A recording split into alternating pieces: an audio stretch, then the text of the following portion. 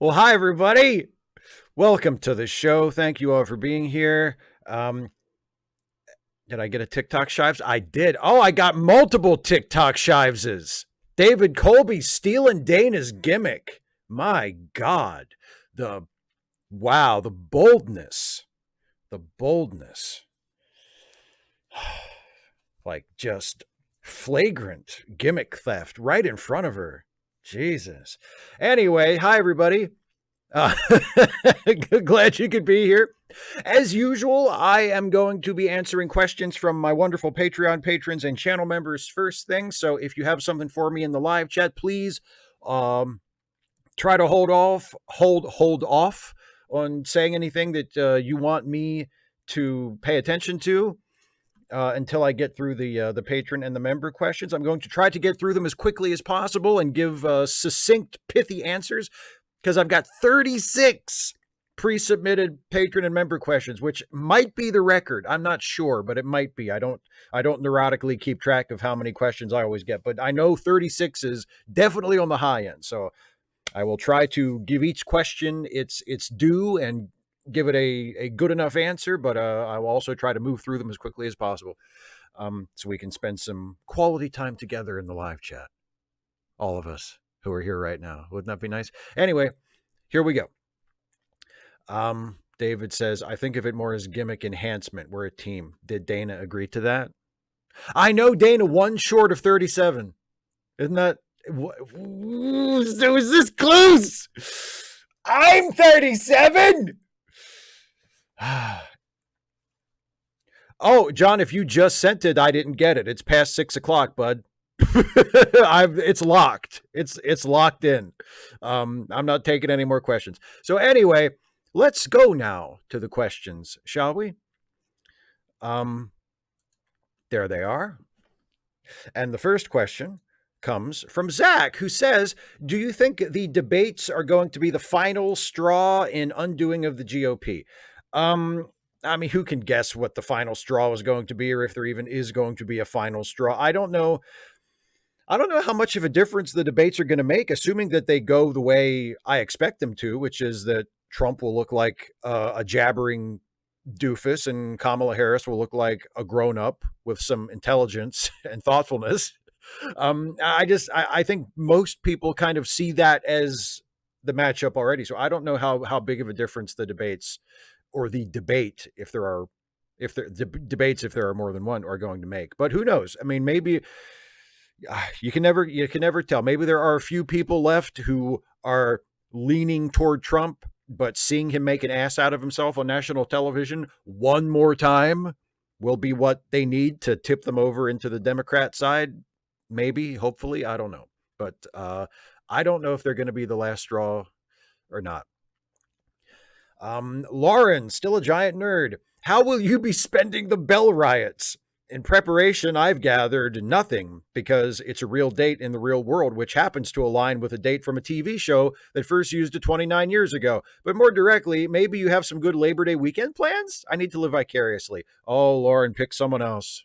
Don't ever expect to live vicariously through me, my friend, because I almost never do anything that could possibly be of any interest to anyone other than me. I have no Labor Day plans. I have the same Bell riots plans that you have, which is to do nothing because it's silly. Like, it's just one of those things that happens sometimes when a show set in the future catches up to the present and, oh no, it's different. Well, yeah, it's a fictional show. Of course it's different. But yeah, I have no Bell riots plans and I have no Labor Day plans to speak of. And probably will not have any more concrete Labor Day plans the closer we get to it. If I haven't finished doing my my postcards for swing state voters by that point, then I'll be working on those probably, at least for some of the day. Pierce Hawthorne says, there are certain things man was not meant to hear. We were designed by whatever entity you choose to hear what's in this range, and really this range alone, because you know who's talking to us in this range? The people we love. Community, season 1, episode 4. Thank you, Pierce, for those wise words. Quinn, how do I explain to a conservative that instead of a finite pie of resources, the more that get to benefit, the bigger the pie gets? That's a pretty good explanation, or at least that's a pretty good visualization. I mean, you could turn to other cliches or other metaphors and say a rising tide lifts all boats, you know? And the difference is, they see, everybody pretty much believes that a rising tide lifts all boats, economically speaking. The difference between the Republicans and the Democrats these last 40 or 50 years has been, how do you get the tide to rise? Republicans say, well, you need to get the tide to rise by cutting taxes on the wealthiest people in the country, and then them having more money will trickle down. They don't like to say trickle down. They like to say supply side economics, but it's the same thing. I prefer what George H.W. Bush used to call it before he joined the team, which was voodoo economics. Either way, it doesn't work. Much like voodoo, doesn't actually work. And Democrats believe, as President Biden has often said, that you should build you build a strong economy from the bottom up and the middle out, not the top down. So maybe some of those arguments, some of those phrases could help. In terms of specific economic arguments, I can't really help you because I'm not an economist and I just don't have that facility or that data at the tip of my fingers to make you to offer you. But rhetorically, something like what I've just been babbling about might be of some assistance. Stephen G. Clenard. Hey, Steve, my medical situation has worsened. I've started procuring handcrafted artisanal homeopathic placebos from the black market to treat my hypochondria, but I am increasingly worried about tainted, fake, or inaccurately dosed pills. Without FDA supervision, I fear these may be more harmful than the disease itself. What do you suggest? I know that I can rely on your expertise, as you are not a doctor and not in the pocket of Big Pharma. P.S. More Tim Walls, please. Hashtag walls to the ball. Yeah, so here's the thing about homeopathic medication, let's call it, to be creative. And I believe this counts for homeopathic placebos as well. I can't be sure, but I think the same principle applies, which is that homeopathic medicine, and I've actually heard people, I've heard like advocates of homeopathy actually say this. So this isn't just me making fun of them. I've actually heard them say that it only works if you believe it works. So if you fear you have taken a compromised homeopathic placebo and you fear that you have ingested something that is tainted or fake or inaccurately dosed, all you need to do is just stop believing that it works. And I think you'll be all right. Just keep that in mind. Monitor yourself as a hypochondriac. I'm sure you keep a close watch on your vital signs at all times. So if you take some placebos that are in question and you're not sure about it and you're worried that you might be compromised or homeopathically poisoned in some way, just stop believing that it works. And you should be okay. Good luck to you and Godspeed. Berlin CB, what are your thoughts on how we transition away from a toxic platform like Twitter, or even if we should, given the recent behavior of Elon Musk spreading hatred and lies? The recent behavior. And particularly the platform he is giving to Trump tonight with an interview that will be pushed to every person with an account the Tuesday before this AMA session. What is the best course? I don't want to support Twitter or anything Elon does for that matter, but I don't want to further abandon a large group of mostly decent people to the hell of a massive right-wing echo chamber with no counter narrative. I want Twitter to die, but with as little damage to the public as possible. For the record, I've never used Twitter aside from creating an account while in business school, so my perspective is one of someone looking in from the outside and consuming its content vicariously through other members. Just something I've been thinking about as my disdain for Musk grows each passing day. I mean, I think the easiest thing to do is basically what I'm doing, which is maintain a Twitter account. I use Twitter a lot. I still have a Twitter account that I use, but also I'm on Threads, I'm on Blue Sky, I'm on a Mastodon server.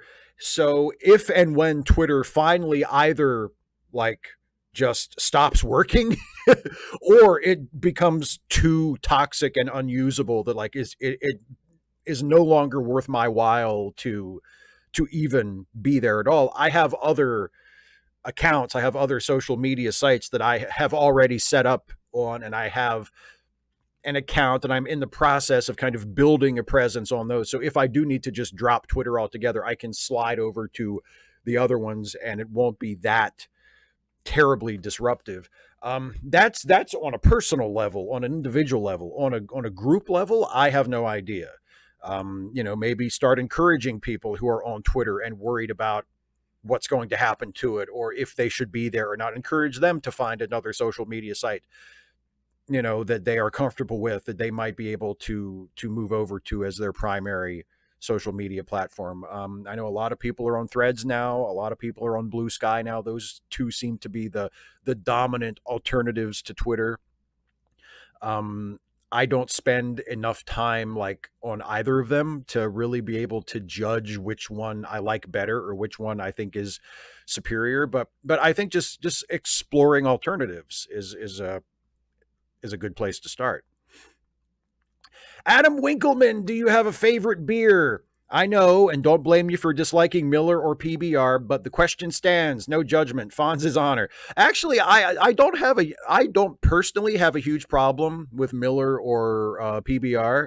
I made Adam, for those of you who don't know, Adam became a patron recently at the platinum level, and one of the rewards as a platinum patron that you can choose to take advantage of if you like is I will make you a custom stuffy video of about a minute or two featuring stuffy characters that you request be in it and on a subject that you can also suggest.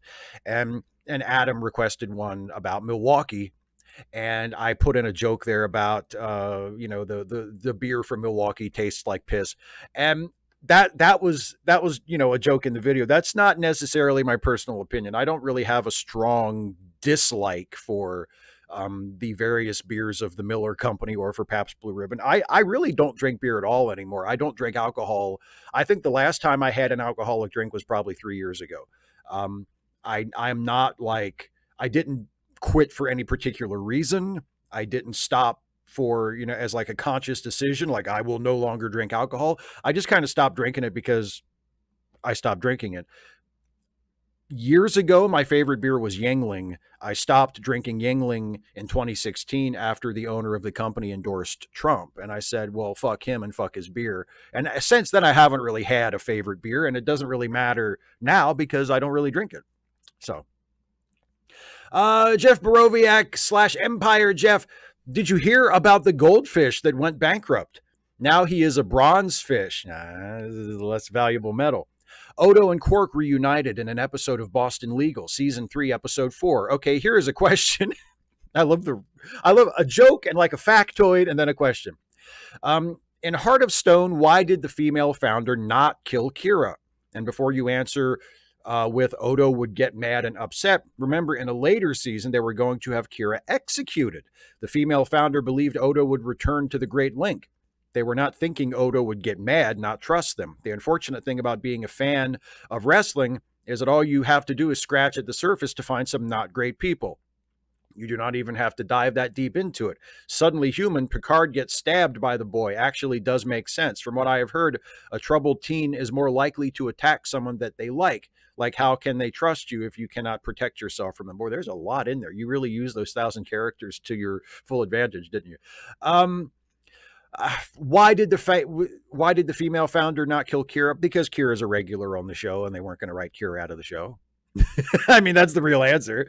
Is there a super compelling reason in the episode why the female founder doesn't kill her? I don't think there is really. I think she easily could have killed her.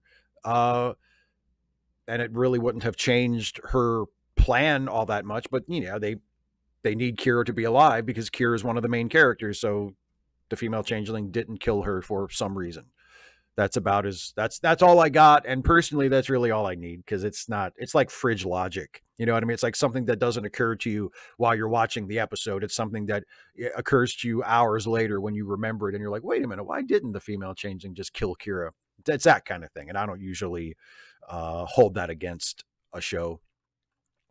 The very pro-sex work, some random geek. Steve, on one of my streams over the weekend, a viewer said, I'm running a strip club in GTA 5 and feel dirty about it. It is all fiction, but I still feel scummy about it. To which I said, why would you feel scummy about it? Is your character beating up the dancers? If not, then nothing wrong with running a strip club or a brothel. I mean, sex work is work. To which the viewer said, GTA 5 is fictional, but in the real world, sex work isn't work. It's a crime against women. Folks only do sex work as a last resort. Then after more conversation, I asked, wait, are you anti-sex work? The viewer said, yes, they are anti-sex work. It is exploitation against folks that wouldn't do it if they have other options. Steve, do you think I took those statements well? Spoiler warning, I did not. I have friends who have done sex work. Phoenix and Foxy Jezebel do sex work with their OnlyFans. And this viewer is an atheist too. Why do folks think sex work is morally wrong? Well,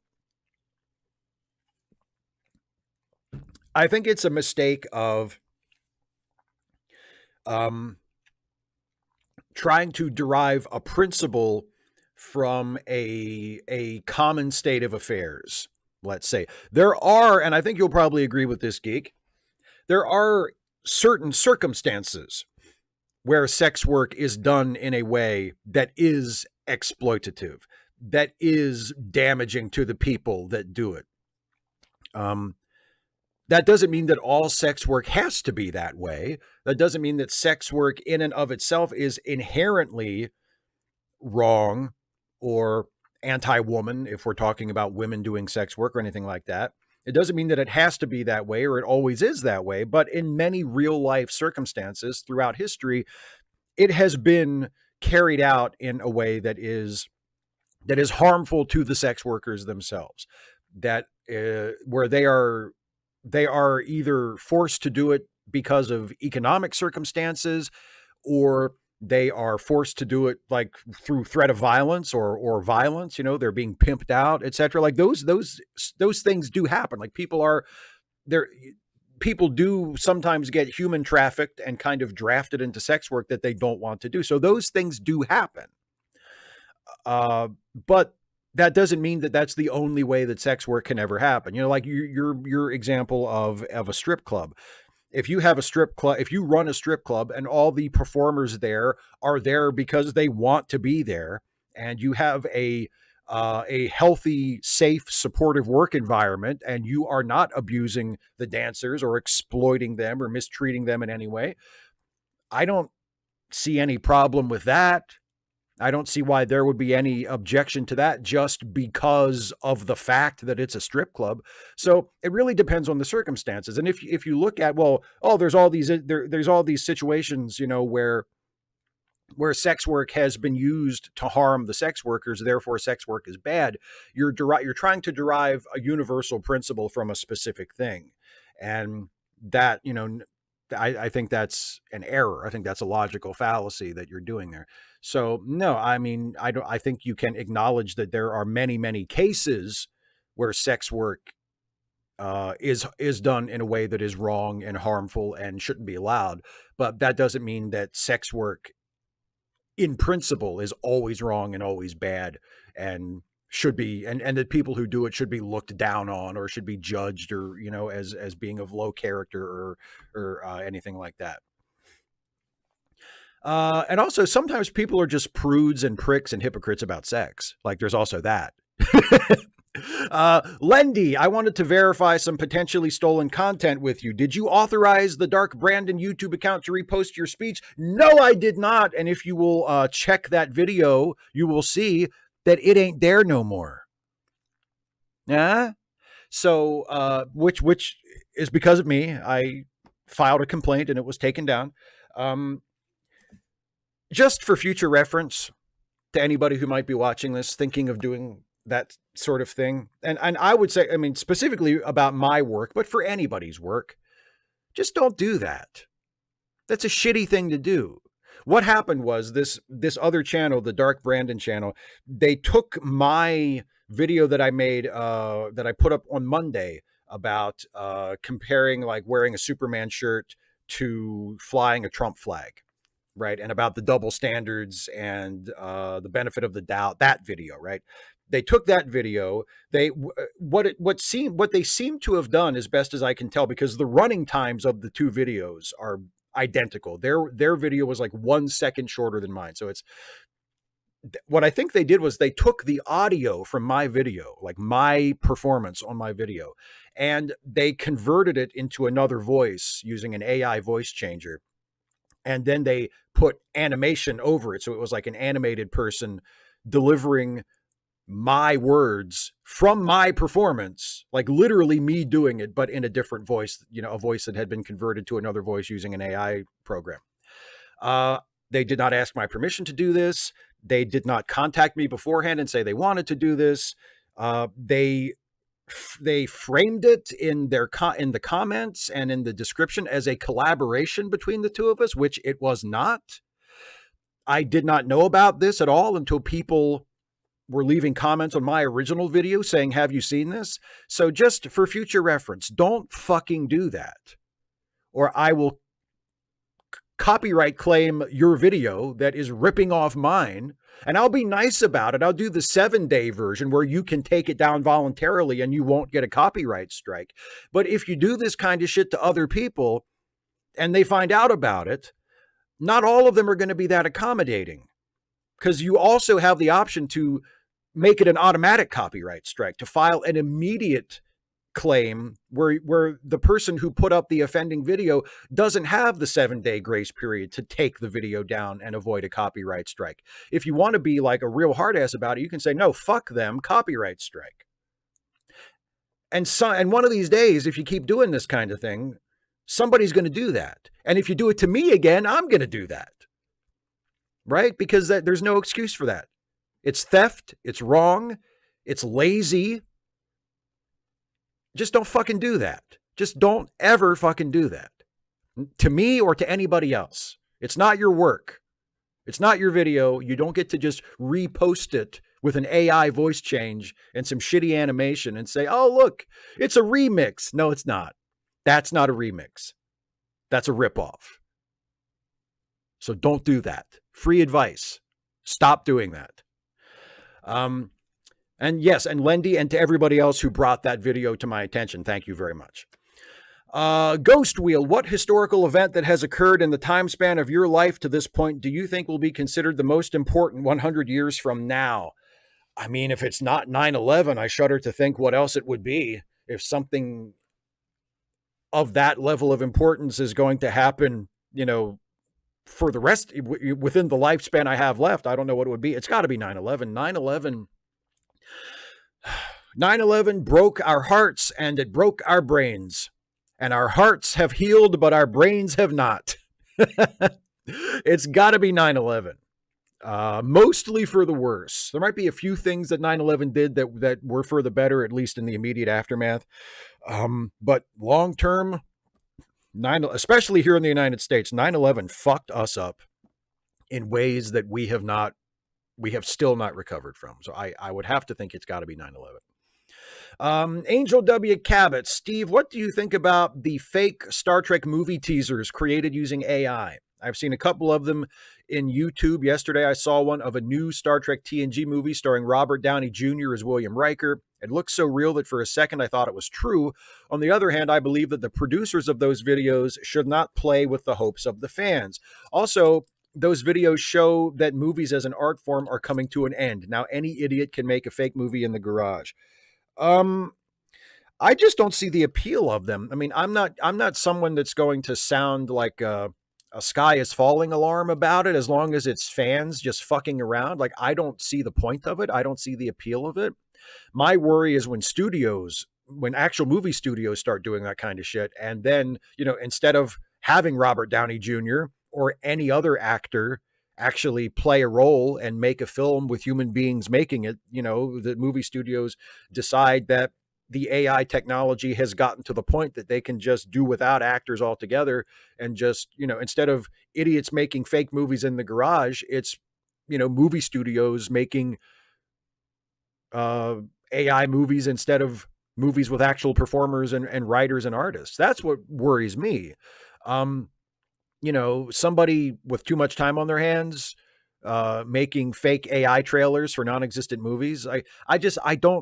I don't see what's interesting about it. Like, I haven't seen any of the Star Trek ones, but there are those there are people that are using AI to make like trailers for like superhero movies, and they'll do it like they'll do like, oh, a Superman movie if it was made on VistaVision in the 50s, and it's like little AI scenes of Superman doing stuff shot in like, like a cinescope aspect ratio with technicolor color grading. And I mean, if you look at them as still images, like some of them look kind of cool, but as video, it's like just a series of disconnected, like 3 or 4 second little, basically animated images. And it doesn't really amount to anything, and nothing really matches because Superman looks a little different in each one because it's a new AI generated image and they don't all match up. And, it just, I don't get the appeal of it at this point. It's not good enough to be showing off to people. Like, even if you have no moral problems with it at all, even if you just look at it purely from what is it capable of doing? I don't see that it's anywhere near good enough at this point to be showing off to people, expecting us to be impressed by it. So I don't understand the appeal of it. Pat, the Christian right seems to often say it was God's will. Why don't they accept that Trump lost the election and it was God's will? Well, because God wouldn't do anything that they didn't want. They're God's people. They're the people that God is doing all of these things to benefit in the first place. So remember, it's not just that God is doing things to affect the things that happen in the world. Satan has a role too. Sometimes it's the devil, and maybe Trump losing or Trump having the election stolen from him, that was the work of the devil. And when Trump wins, if they think, if Trump wins reelect or wins election to another term this year, well, then that'll be God's will because that's what they want to happen. So when something that you want to happen happens, that's God's will. And when something that you don't want to happen happens, well, then that's the devil's work. So you got to keep those two straight. David Colby trying to bring Steve to the dark side. So there's no end to things I hate from Strange New Worlds. The contemptible characters, incoherent plots, weirdly cheap sets, boring music, the way it's preposterously straight, the hateful, bigoted content aimed at Spock. Oh, and Pike. I hate Pike, and La'an, and Una. Anyway, what do you hate from Strange New Worlds? No show is perfect, obviously, and it can be just a small thing, or even just a particular part of one episode. But what's your thing you can't stand about the show we have extremely similar opinions about? I'm not going to say it's a perfect show, even though, yes, we are pretty far apart as far as our feelings on Strange New Worlds. I love it, and you hate it. There's nothing about it that I hate. The thing that I don't like about it, my least favorite thing about it, and the thing that it does and is apparently going to keep doing that I wish it just would never do again, is the continuing to introduce its version of TOS characters. I feel like when the show started in season 1 and we had Spock, obviously Captain Pike and Spock and Number One and Uhura, like, that's good. We don't need any more TOS characters. You can just make up original characters. That's fine. We don't need, and like their version of Kirk is fine. He's growing on me. I think the Paul Wesley version of Kirk is a perfectly fine version of Captain Kirk. And his episode with La'an, the time travel episode from season 2, is one of the best, if not the best episodes from season 2. I thought that was a great episode. And I thought he was great in it as Kirk. But in principle, does Kirk need to be in this show? No. Does Scotty need to be in this show? No. Do I wish that they would stop throwing like new versions, like prequel versions of established TOS characters into the show? Yes. And I guess technically Mbenga and Chapel are TOS characters as well, but nobody really gave a shit about them in the original series. They weren't important characters. But they're here too. And they're great. Like Chapel and Mbenga, they're great characters, right? They're great characters. All of the TOS versions, all of the Strange New Worlds versions of TOS characters so far have been well done. I just wish they would stop doing it because the show doesn't need it. So that's the thing. Just continuing to toss in gratuitous, unnecessary, albeit nicely done legacy characters that the show doesn't need. That's my biggest complaint about Strange New Worlds at this point. Oasis, please rate your top 5 comic book villains. For me, I would go the following: the Joker, the Green Goblin, Lex Luthor, Magneto, Doctor Doom. By an astonishing coincidence, I have the exact same top 5. Actually, no, I don't know, Bane's in there somewhere. I don't know where. Andy Lawler. Hey, Steve, in conversation with friends recently, I realized that many people have a trio of job aspirations in their lives. Our childhood dream job, usually pretty far-fetched. Our adolescent, young adult, I want to do that job, an aspiration that informs your college, university, training decisions, and the job we actually spend a chunk of our adulthood doing. My childhood dream job was astronaut. For the record, I'm pretty sure I could take a human life if it meant I could fly in space. As a teen, I wanted to be a music teacher / school band director and started my first attempt at college working toward this goal. I ended up spending 21 years as a firefighter paramedic. Quite a departure from the intentions of my younger selves. Some of my friends have followed unexpected paths to their careers. What were your dream jobs at these points in your life? Thanks, and have a great weekend, everybody. Baseball player. I mean, now, and to be completely clear, I did absolutely nothing to attempt to actually be a baseball player. I loved baseball when I was a kid, and I liked playing baseball informally, like with my friends, like having sort of sandlot pickup games. I never played organized baseball at any level. I never played Little League. I never played for my high school team. I never attempted to do any of that, nor did I do any of that. So I got nowhere as a baseball player. It was just an idle fantasy that I had.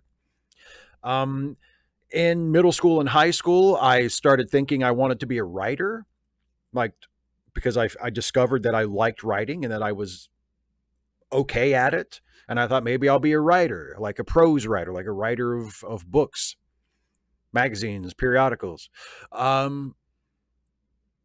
And I went to college when I did finally go to college with an English creative writing concentration for that reason. And then I got, by the time I got out of college, my YouTube channel was a thing, and I decided to make that my full-time job. And my interest in and abilities, such as they are as a writer, serve me well in that. So I'm kind of a writer. I'm just writing for myself, scripting videos that I produce for myself. But I suppose I've become a writer in some sense. And I'm a YouTuber now. So I guess those would be my 3 jobs. My 3 jobs would be baseball player, writer, and YouTuber, which involves a lot of writing. Rich G, I saw you mention in an older video that you at some point were a Republican. Can you talk about the process of your change of heart? It was really just realizing that my actual values conflicted with the values of the Republican Party. I've always loved space travel. I've always idolized astronauts. I've always loved human space exploration. Republicans mostly think that's a waste of money. They'd rather spend that money on the military or anything else, really, except for poor people. I think if the choice came down and they said, okay, Republicans, we have to spend this money on something, we can either spend it on the space program or poor people, I think the Republicans would grudgingly say, give it to NASA. But other than that, I don't think Republicans care about NASA. I care about the environment. I care about the natural world. I love animals. I love outdoor spaces. I love going to parks and to wooded areas. I love hiking and climbing trees and all these things. Republicans sometimes will talk a big game about conservation, but there's not a tree in the world that a Republican would not cut down if it would put money in his pocket. So that conflicted with my values. I at least make every effort to not be a bigoted asshole. I think civil rights and human rights are very important. They're important to me. Equality is important to me. Equality between the sexes, equality between people of different gender identities and sexual orientations, equality between people of different races and nationalities and religion. That's very important to me. And there are inequalities in all of those areas that are real and affect people's lives and that still need to be addressed. And Republicans don't care about any of that shit. So it was just a matter of growing up and realizing, oh, the party that I identified with because I liked hearing Rush Limbaugh on the radio when I was 11 or 12 turns out to not represent my values at all in any way. So I ceased to be a Republican. I grew up, basically, is what happened. Caitlin L., since I only have a gift sub and I missed the last Q&A, I hope you won't mind if I make the most of my character limit this time. Of course I don't mind.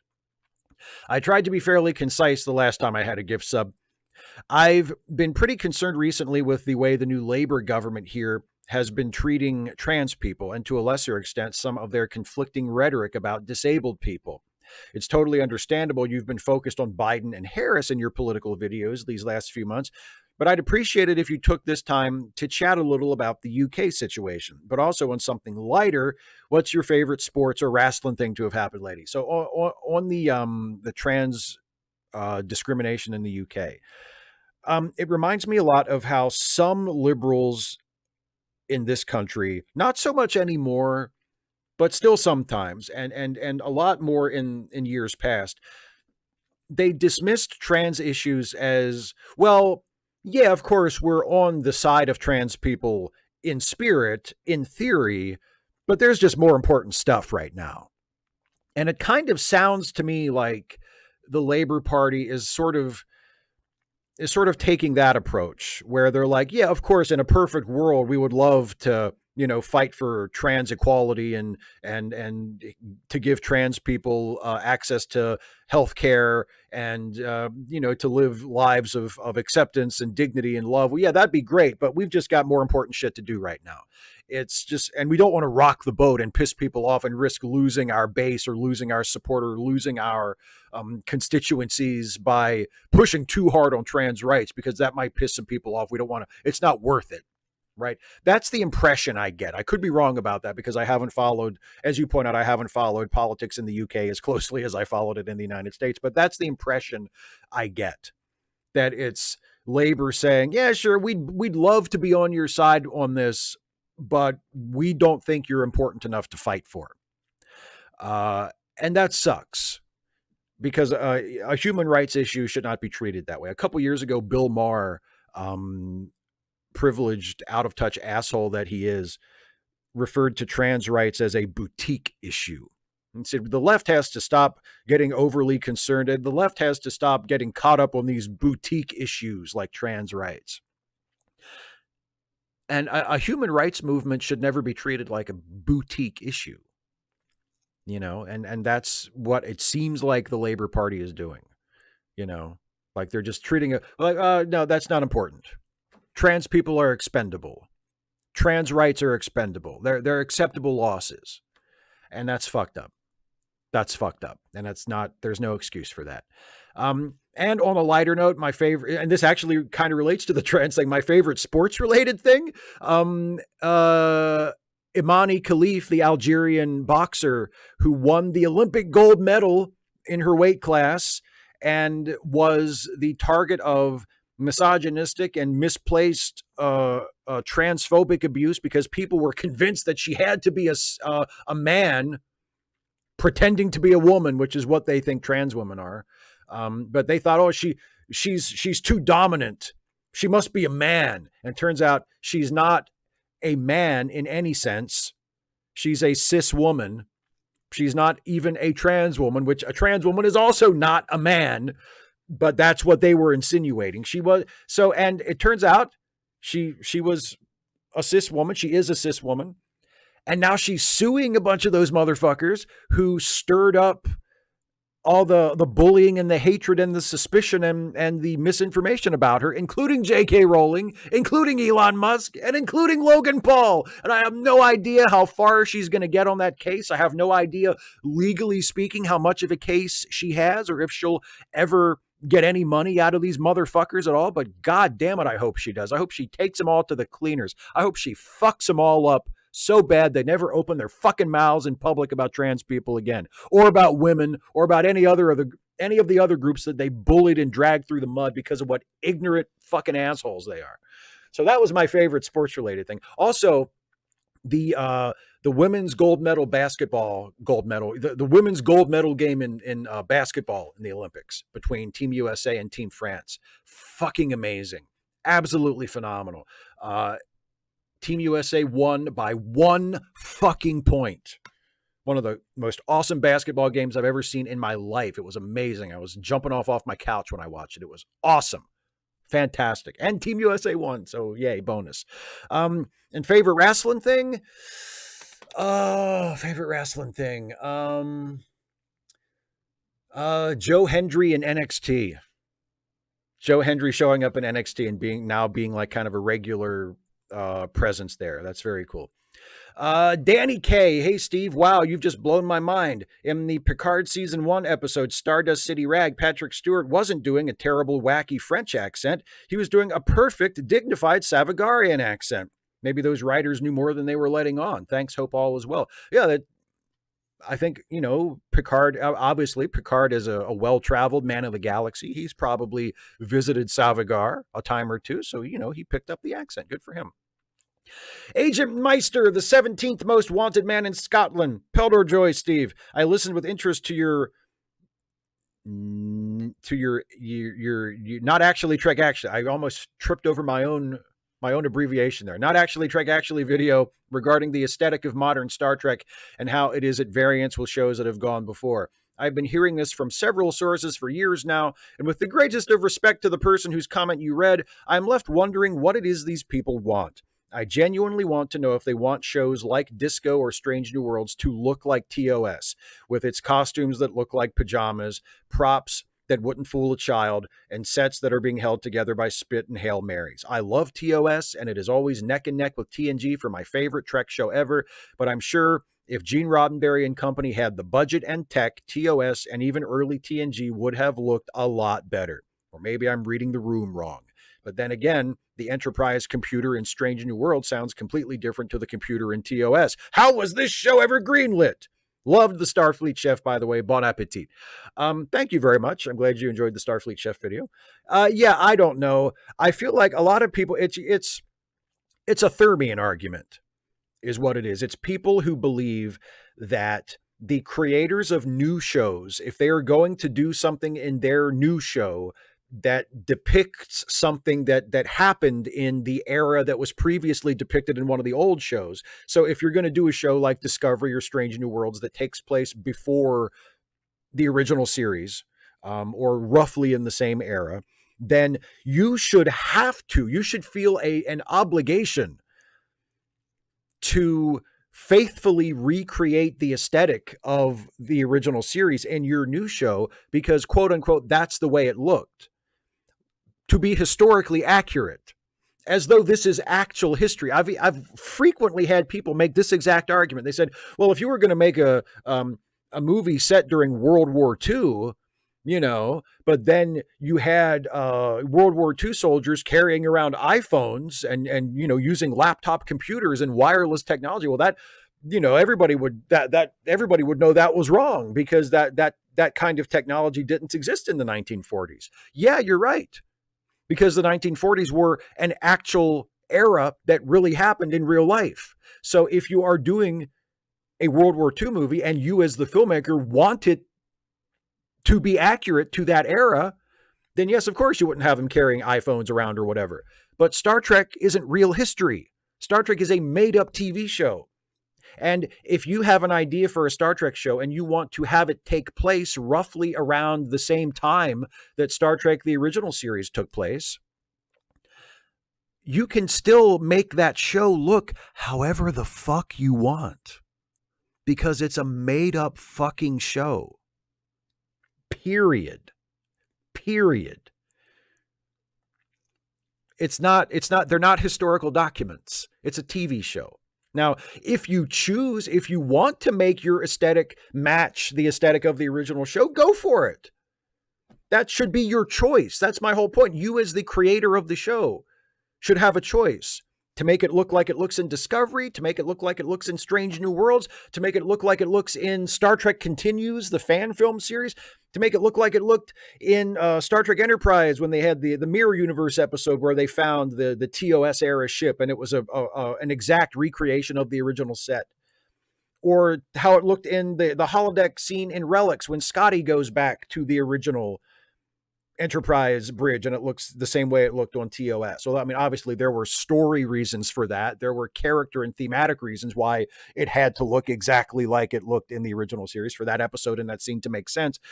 But the point is, you as the creator should have the option. You're not bound by, well, this takes place in the 2260s, so it has to look like it looked on Captain Kirk's bridge in TOS. No, it fucking doesn't. It's not real. But a lot of people who get stuck on that's how they think of it. They think of it like it's an actual historical period that needs to be accurately recreated. And it's just not. They're wrong. That may be their taste, and that's fine. They can have that taste. You know, they can prefer one thing over another. There's nothing wrong with that. But to argue that it must look a certain way because it looked that way in another show, no, it doesn't. No, it doesn't. You're wrong. You're wrong. Simon Moody. Hey, Steve. Well, as it's the first time, let's duck all the politics and go for something important. Superheroes. What is your preference with regards heroes with powers and those without? I know I have always had a firm baseline lean in this regard, so I was wondering what, if any, yours was. Just to be super clear, when I say unpowered, I'm talking about, quote, normal humans who stand alongside the ranks of those with inherent powers that put them above the prowess of a top-tier human. Be this from the use of tech, cyborgs I would class as powered, though, because it's part of them, resources, money, Olympic-level skill, talent, or some combination of the above. Just as importantly, assuming you do have a natural preference, why? Myself, I lean to non-powered. I tend to think the human condition is interesting enough, plus fate/destiny/last survivor all feel very forced and less relatable. I don't have a preference. To me, it's really on a character-by-character basis. You know, I think, and it kind of ties in a little bit to my opinion, my point of view about aesthetics in Star Trek. It boils down to what is your story about and what does your story need? If you have a great story about a superhero who is a Batman, Punisher type of guy who doesn't have superpowers, who just is really well trained or has a lot of money or has a lot of guns or whatever, but he doesn't have supernatural abilities. If you have a good story to tell with that character and you can make that character interesting and compelling to people, and go for it. I'm all for it. If you have a character who does have superpowers, who is an X-Man or a Superman type or whatever, if it's a good story, go for it. Like I really don't have a preference. There are enough tropes in the superhero genre that work with either or both of, powered and non-powered heroes. That to me, as far as like the ability to tell a good superhero story, it really doesn't make a difference. We've had enough evidence for the last 80 some odd years that it's possible to tell an awesome superhero story centered on characters that have superpowers and centered on characters that don't have superpowers. I really don't think it makes a difference. What makes a difference is the writing and the take and the point of view and the execution of that story. That's what really makes a difference. Not, well, this one has powers and this one doesn't. So I don't really have a strong preference either way. General Contact Unit Problem Child. Suppose someone from a minority is spreading what you regard as pseudoscience because it's important to some people in the group to believe it, like for the sake of group solidarity. Do you think you should argue with them as an outsider? A while ago, a Native American streamer I used to watch said they believed their ancestors evolved in the Americas, presumably from New World primates. Apparently, some natives believe that idea because they regard the idea that Native Americans migrated from Eurasia as colonizer propaganda. I just opted to stop watching him. rather than arguing. But I know a lot of people who identify as atheists and skeptics would say not challenging them is no different to not challenging people pushing intelligent design as real science. But it just feels different to me when it's a group with vastly less political and social power. I see that. Well, first of all, I think you did the right thing by just not watching them. But I would probably say if they were Christians, um, pushing intelligent design or creationism, just not watching them is the best thing to do as well, because it's not like you're going to change their minds. If you argue with them, if they're that deeply entrenched in the pseudoscientific belief, you're not going to, I'm sure you won't be the first person to say, actually, there's really no scientific or historical basis for any of this.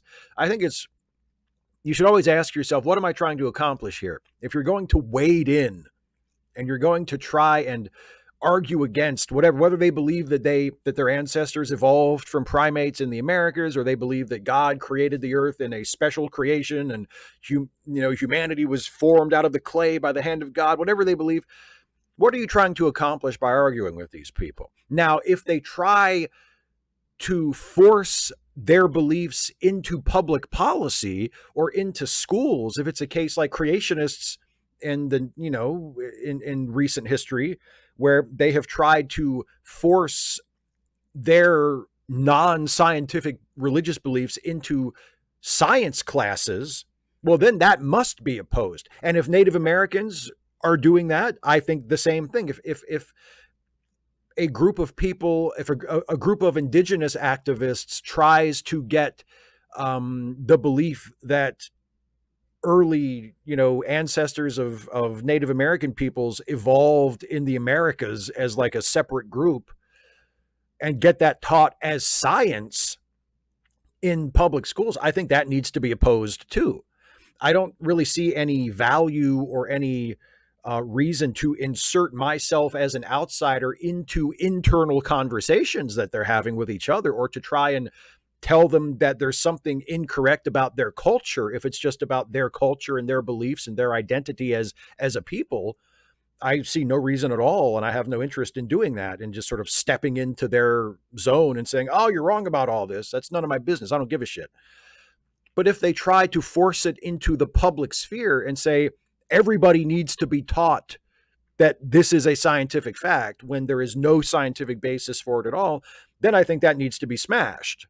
Like, I think that needs to be opposed very strongly, whether it's Christians or Muslims or Hindus or, Native American groups or whatever. So I think that's the line that needs to be. But if it's just someone, who's running a YouTube channel or a Twitch stream or whatever, and they happen to mention, oh, yes, I believe that, the ancestors of my particular ethnic group evolved separately from everybody else. I mean, that's bogus. There's no scientific reason to believe that. If you want to believe that, fine. Go believe that. Be happy, as long as you don't try to force it on anybody else. It's none of my business. I will just go over here and do something else. Like, there's, problem solved. Air One Fire, whose word of the week is explication. Good word. Hey, Steve, my favorite character on TNG eventually became Picard. The first time I really realized how good he can be was when he talked to Armus. It's like he says, okay, kids, I'm going down there to fix this. And he has it completely under control. He understands this creature. He's calm, like he's uniquely suited for this job. It's perfect. Also, good Troy episode. Now, I understand your favorite is Riker. What makes you like him so much? What works for you in him? Do you have some favorite moments or episodes? Feel free to explicate at your convenience. I don't really know what that word means. Also, Bell Riot start in 2 weeks. Will you do a video? Best wishes. No, I will not do a video on the Bell Riots. At least I have no plans to right now. I don't have a thesis for one. I don't have any idea for one. I haven't been thinking about it or planning one, because I don't care about stuff like that. I mean, I care about the Bell Riots in that story, but like, oh, the real life date of the Bell Riots is coming up. I don't give a shit. I love Riker because, first of all, he seems like a good dude. He seems like a good hang. Riker seems like the guy you'd want to chill out with and have a drink with, or, go to a cookout with, or just, he just seems like a good dude. And I appreciate having a guy like him who looks like him, who is a big, burly, bearded white guy who frequently throughout the series of TNG is shown to be a super open-minded, tolerant guy. You know, he makes a point of treating women with respect, even though he is also implied, and in some cases not so implied, like actually just shown to be pretty sexually active, to have a lot of different partners, which all of whom he treats with respect, all of whom he views as equals. He doesn't take advantage of people. He's not a pussy hound. He's not a scumbag pickup artist or any of those sort of stereotypes about dudes who get laid a lot. He just seems like a good, straight arrow, above board, decent guy. And I like that. I just like him. It's difficult to, and I feel like he's not a super deep character, but we learn enough about him that you can kind of view him as a whole person, or at least mostly a whole person. Like, we know that he's a pilot. We know that he likes jazz music. We know that he was born in Alaska. We know that he has kind of a difficult relationship with his father. And like, there's just, enough about him that you can kind of piece together him as a human being. A lot of the TNG characters are like that. There's not a lot of depth to them, but enough about them beyond their job and their usual role in the show that you can kind of think of them as real people. Yeah, I like Riker. I just like Riker. I feel like he's a good guy, and I like watching him. I like following him around on adventures. So yeah, it's really not any deeper than that. Matthew Datcher, I've always enjoyed seeing your physical media collection in the background of some of your videos. I smile seeing your Star Trek film collection because I have those same DVDs in my own physical media collection. If memory serves me correctly, Jason recently called you old-fashioned or something like that for hanging on to your media. However, I completely disagree, especially with the trend of removing content forever from streaming services, denying opportunities for both creators and consumers. I have said before, you will take my Blu-rays from my cold, dead hands. For those of us who feel similarly, could you indulge us with photos of your inventory so we can bask in its glory and learn what is important to Steve? Okay, I got this question early enough that I was able to take some pictures. I will go through these as quickly as possible. And this is just the shelves, the DVD shelves that you see in my videos, and just the front stuff. There are in the big shelf. There's a row on every shelf behind the ones that are out front, and I'm not going to go through all of those, but just the ones that are visible in my videos and the ones that I have most on display and that I'm most likely to watch. Here are pics of those. So this is the big shelf, and this is the top two rows, and you can see there's horror movies in the upper left cubicle. It's horror movies, and then also weirdly enough, some comedies and some Christmas movies. Then the next two cubes on the top row are all wrestling, and then below that, directly below that on the far right is more wrestling, and then in the middle there's Harry Potter and Angel, and these two on the far right end of the middle cube there. On the second row, that's The Black-Eyed Children and The Darkness and Tom Marcos. Those are two independent films that I actually wrote and co-starred in with Neon Reel Entertainment. Those are my personal copies of those. And then on the other one, that's the Star Trek movies. And then next, going from left to right, that's a bunch of Buster Keaton stuff.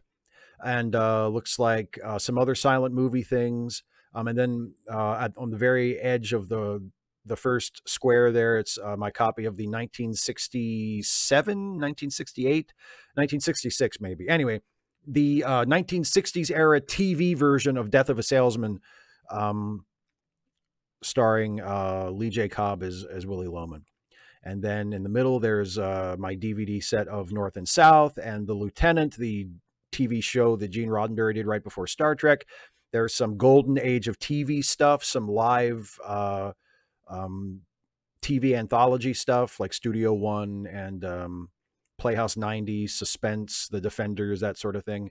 The Charlie Chaplin collection. And then on the end there's the box set of MacGyver, the box set of Magnum PI, the box set of I Love Lucy, the box set of Cosmos, and the box set of From the Earth to the Moon. Then underneath that, there's the rest of the shelf. Again, going from left to right, top to bottom. More movie stuff. There's Magnolia and Boogie Nights. The Story of Film up there on the top. Really great documentary series. Let's see. Stanley Kubrick stuff on the far left there. Then Paul Thomas Anderson. Then Amadeus and some Truffaut. The the 400 Blows, and then the sequels to that. Jules and Jim. The Pee Wee Herman Show. Some other stuff. Moving. Oh, I think that's Point Break there, and Roadhouse as well. Quantum Leap, the 1960s Batman, The Twilight Zone, Knight Rider, the Knight Rider TV movie, Knight Rider 2000, Nowhere Man, one of my favorite shows from the 90s, The Incredible Hulk TV movies, the David Copperfield magic specials. Those are bootlegs. Then below that, going back to the left, the original He-Man and the Masters of the Universe, and a little bit of She-Ra. Some Ken Burns stuff there in the middle, Civil War, baseball. Then there's a DVD set of the 2004, the Red Sox 2004 postseason run, the ALCS and the World Series. Then the box set of Homicide: Life on the Street, and several DVD seasons of Curb Your Enthusiasm. I don't have the entire series, but there's, I think, about the first 6 or 7 seasons of it there. And then the bottom row is a bunch of just sort of random stuff like cheap DVDs and stuff.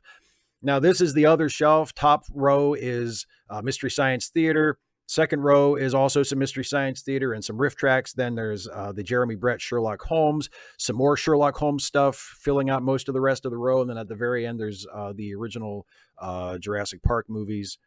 Then the 2 rows behind that. Actually, these 2 rows here are mostly just superhero stuff, arranged somewhat randomly, organized by franchise. So there's Watchmen, Green Lantern, X-Men, Spider-Man, Hulk, Iron Man, and then it goes sort of randomly into horror movies, the Universal horror movies, some Hammer horror movies, the Werner Herzog remake of Nosferatu, the original Nosferatu.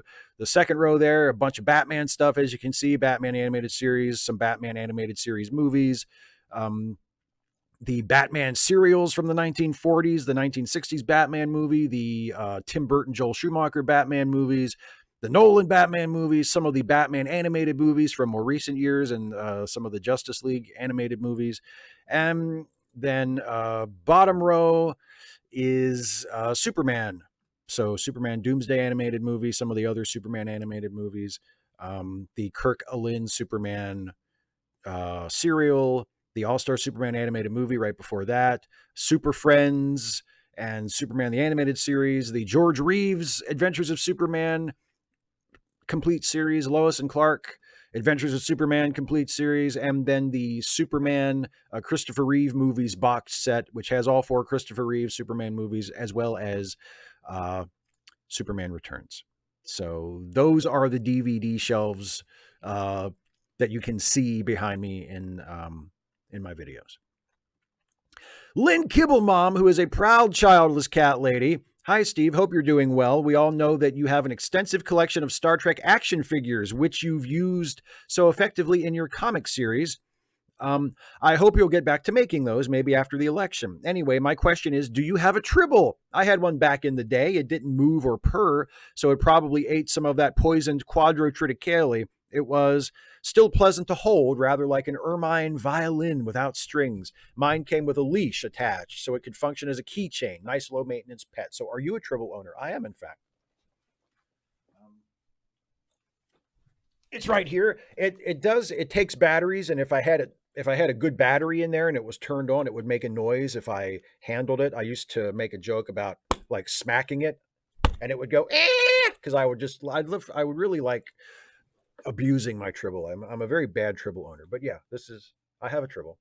He's appeared, they, I'm not sure what gender a Tribble is.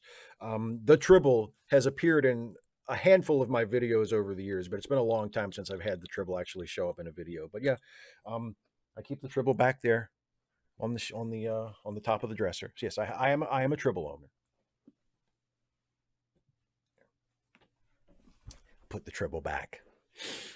Isaiah Taylor. So, members of Steve's Ask Away community, I have wonderful news. Over the last few days, I've been in contact with a woman here in Tallahassee who is autistic and a fellow cosplayer like myself.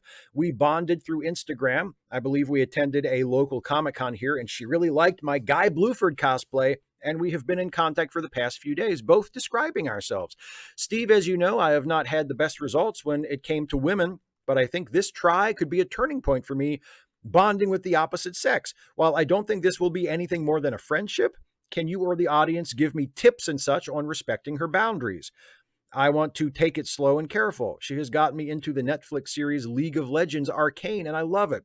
Oh, Betsy Ross. I could see in an alternate universe that Joan Jett is a wrestler, not a rock star from Pennsylvania, who would wear the flag on her bodysuit. Badass. I can see that. I can see that. Yeah, Betsy instead of Jetsy Ross. Just, I mean, if she sets a boundary, respect it, I guess, and don't push too hard. You know, don't be too eager. don't don't be too pushy. You know, I mean, usually if and look, and you say she is also autistic, she probably has experienced some of the same anxieties as you have as far as social interaction, has experienced some of the same frustration and some of the same issues. So, you know, she presumably will be somewhat understanding if things are a little awkward sometimes, or if you're not really sure what to do. I would just be honest with her. You know, if you feel like asking her to do something together, but you're not sure if, you know, it's appropriate, or if she'll say yes, or if she'll be interested, just be honest. Just be honest, you know, and pay attention to her, pay attention to what she likes and what she doesn't like, and, you know, try to sort of read the kind of person she is, and, you know, where she's at as far as your friendship, and, you know, just take it slow, take it easy, and pay attention. That's the best advice I can give you. Brian McKinley sneaking in at the last minute. Oh, a few people snuck in behind you, Brian. But anyway, hey, Steve, I had a hard time coming up with a good question for this time, so I'm falling back on one I've been holding back. It's my answer to what Star Trek show would I create if I could make one. I'll keep it brief. The premise is essentially inner city cops in the Federation, a small patrol ship during the post-Dominion War period, at this point maybe updated to post-Picard era, who are responsible for the Orion and surrounding systems. The idea being that the Orions represent a sovereign territory inside otherwise Federation space, and the crew would have to deal with smugglers, pirates, and the Orion Syndicate regularly. Their job would be made more difficult by having to negotiate the official channels of the Orion government as well as its criminal underworld in order to do their jobs effectively. I'd also like to see fallout from the Dominion War play a part in the political landscape they have to deal with. So what do you think? I think it's an interesting idea. I mean, as I usually say when people pitch me these sorts of things, I mean, I can't really conclude anything just based on a general description of the premise. Like, I would need to actually see the show and see the characters and see the story before I could say if I liked it or not. It's hard to judge just on a hypothetical like that.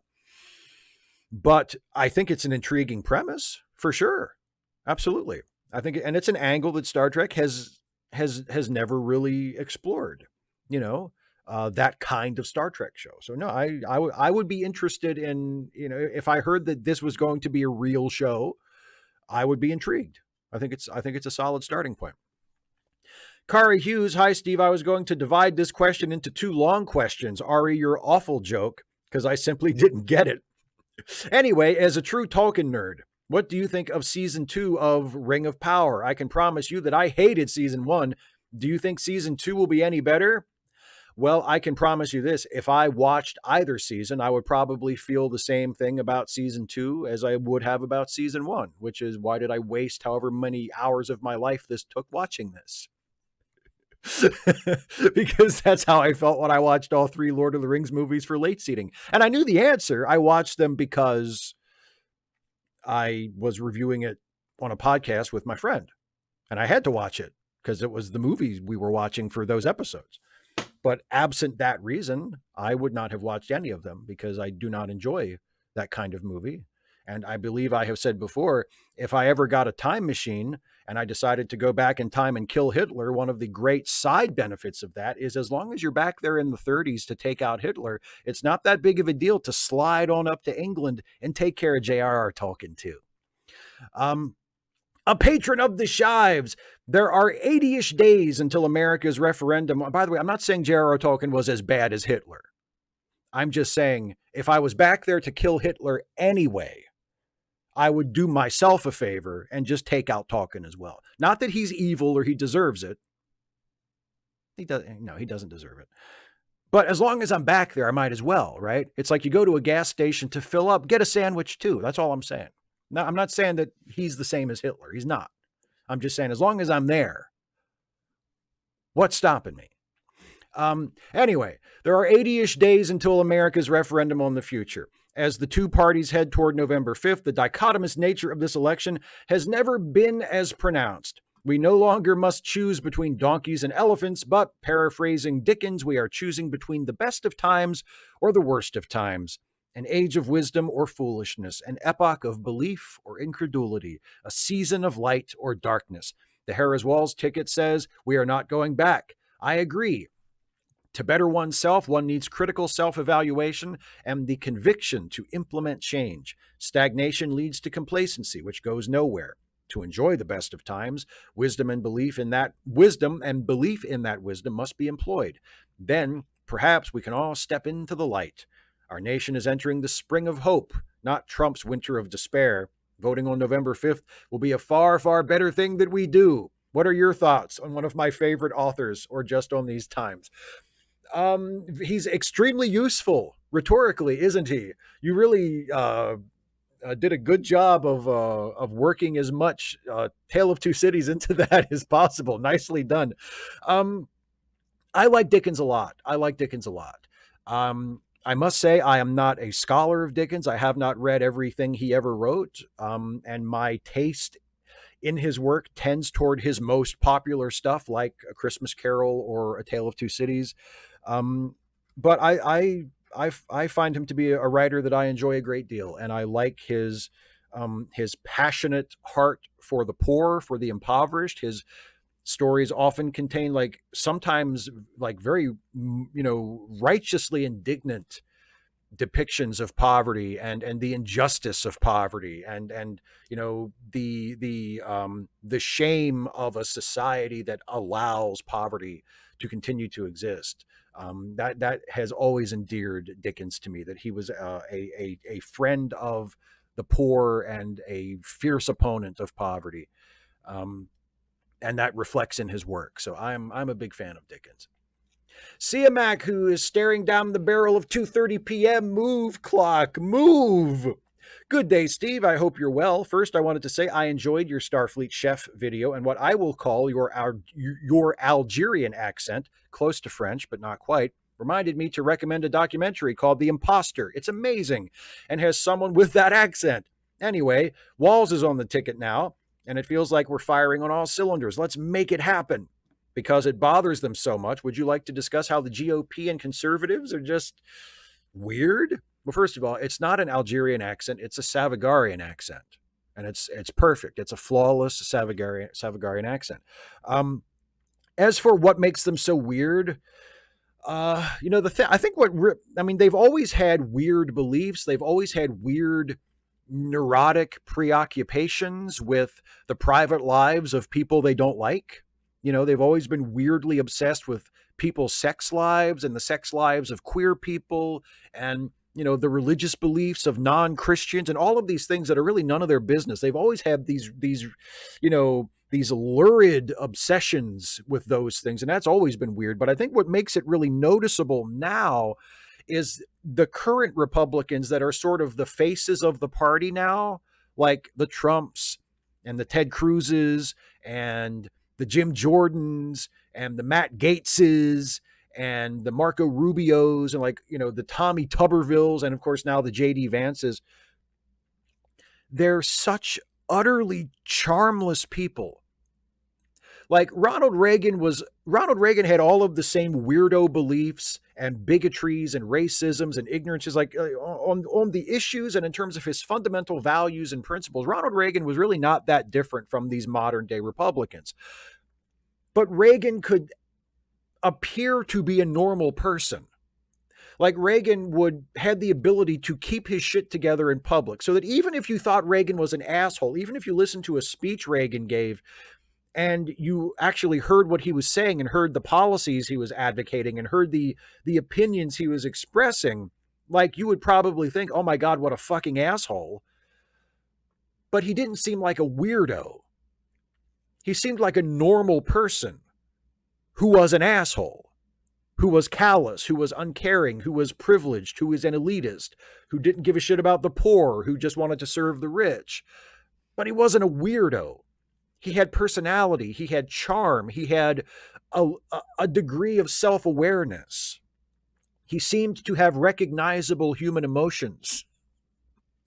And Trump and Vance and all these other guys they just lack that. They're just weirdos. They fail at basic human interaction. They can't laugh convincingly. They make fun of Kamala Harris's laugh when Kamala Harris laughs like a person who thinks shit is funny, who has a great, unrestrained, beautiful laugh like a person would have.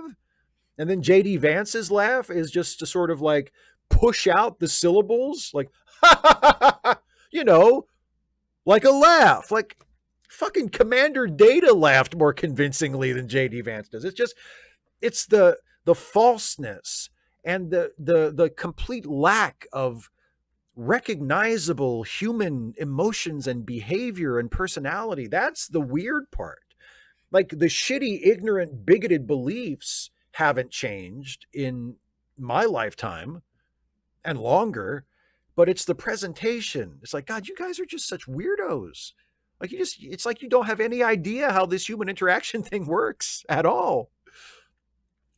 Joe McClory. So the right is scrambling for an attack that will stick on Harris, and the one I have seen them trying is she is a flip-flopper. There is something very telling about this attack. If you were the sort of person that could be moved politically, wouldn't you want the president to share that trait? Someone who is willing to change their position when pressured by their voters would be someone ideal for political independence. This speaks to who they think their base is. They don't want a leader. They want a ruler. For all their talk of freedom, they don't really want the burden of choice.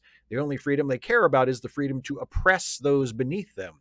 Maybe it is because I'm jaded, or maybe it's a form of wisdom, but I think I could be happy with a president that can just be moved, even if it is never enough. Hell, even one that kind of wants things to just sort of go back to pre-Trump times, that won't get in the way if we try to make things better along the way. Thoughts? No, I agree with you. I mean, people say flip-flopper. As an insult. It's almost always Republicans using it against Democrats. And yeah, it's trying to make changing your mind a vice instead of a virtue. Now, yes, of course, if a politician changes their position on something because they are being an opportunist, because they see the polls going a different way, because they feel like they won't win the next election if they don't change their position, yeah, okay. If it's that kind of thing and it feels very opportunistic and disingenuous, then yeah, sure, call them a flip-flopper. But calling anyone a flip-flopper who ever changes a position, who ever has their thinking evolve on an issue, yeah, that kind of gives away the kind of people that they think their base wants. They want dictators. They want people who will make it easy. That's one of the defining desires, I think, of conservative politics. They just want everything to be simple and straightforward and easy.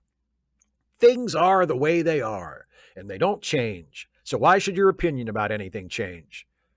You know, that's just what they want from life, from the world. They want everything to be nice and easy and simple and static. And it's not that way. And they don't know what to do with people who acknowledge that it's not that way, that times change, that things change. And sometimes we need to adjust and change our beliefs and our strategies with that. So yes, I would like a politician who does have values, who does have a core, a set of guiding principles that sort of allows them to set their course.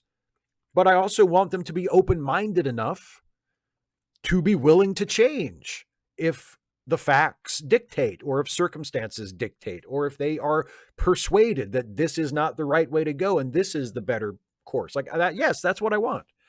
I think that's what anybody should want. Because what if you're absolutely positive that you're right, but it turns out that you're wrong? I know it's absurd, but stranger things have happened. Yeah, I know. I agree with you completely. The traveler, literally in this case, so may as well ask a question that is mostly personally relevant. Have you had to move a lot as an adult? And if so, any tips or things you wish you knew before packing up your stuff? I'm considering a big move next year, first as an adult, and am a bit nervous. P.S. Finally got updated on Prodigy.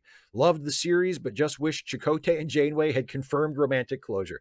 I'm glad you liked the series. I loved it too. I don't give a shit about Chakotay and Janeway as a couple. I thought Chakotay's character was really well handled in the series, and I thought his relationship with Janeway was very well handled. I'm not attached to them as a romantic couple. I don't care. I think the way they were handled was just fine. But I'm glad you liked it. I have moved a few times as an adult, not a lot, thankfully, but my biggest tip is just put your clothes in fucking garbage bags, man. Like, you have to be more, if you have things you're moving that are fragile or that need to be handled a certain way, yes, of course, pack them carefully, put them in boxes and carefully label them and wrap them in moving blankets and all that stuff. Yes, the stuff you need to be careful with, be very careful with. But your clothes, just stuff that shit in a garbage bag. And when you get to the new place, you can worry about it then. You can take it all out. You can iron it. You can wash it. You can do whatever you need to do. But for the trip from point A to point B, just stuff it in garbage bags and throw it in the back. It's the easiest shit to move. And do yourself a big favor and save yourself a lot of time. And just throw it in fucking garbage bags. Just make sure you're not hauling it at the same time as you're hauling the garbage. That could lead to some misunderstandings. MW Ridra now works until 7 p.m. Eastern, so you might be here by now. In recent years, I've seen many variations on the same complaint about comic adaptations. Why did they make Heatwave / the Penguin a woman? Why did they make Lois Korean? Why did they make Jimmy, Perry, Domino black? Why did they make Harley Quinn into a fat Latina, etc.? There's no good story reason for it, they cry. I don't understand this complaint. Adaptations have differences. They don't all have to be justified. Now, it is a problem when the writer thinks these changes are inherently interesting. BCC made a bunch of these changes, but forgot to make the audience care about literally any of these characters. In contrast, My Adventures with Superman, BCC is Batman Cape Crusader. My Adventures with Superman made a lot of very similar diversity changes that add nothing to the plot, but the show remembers to make us care about these characters in minutes. What do you think about the importance of justifying such changes? No, I think we feel pretty much the same way. I don't think changes like that need to be justified. It's your story. You should be able to tell it however the fuck you want. It ties in with my feelings about the aesthetics in Star Trek. Your story will succeed or fail on its own merit. So if you have an idea for a Superman story and you say, I think I want my Lois to be Korean, okay, make her Korean. Like, you don't need to justify it in the story. It can just be that way. I kind of look at it as, and not just about adaptations or about, things like comic books or whatever, or things that have been done over and over again. Like, think about the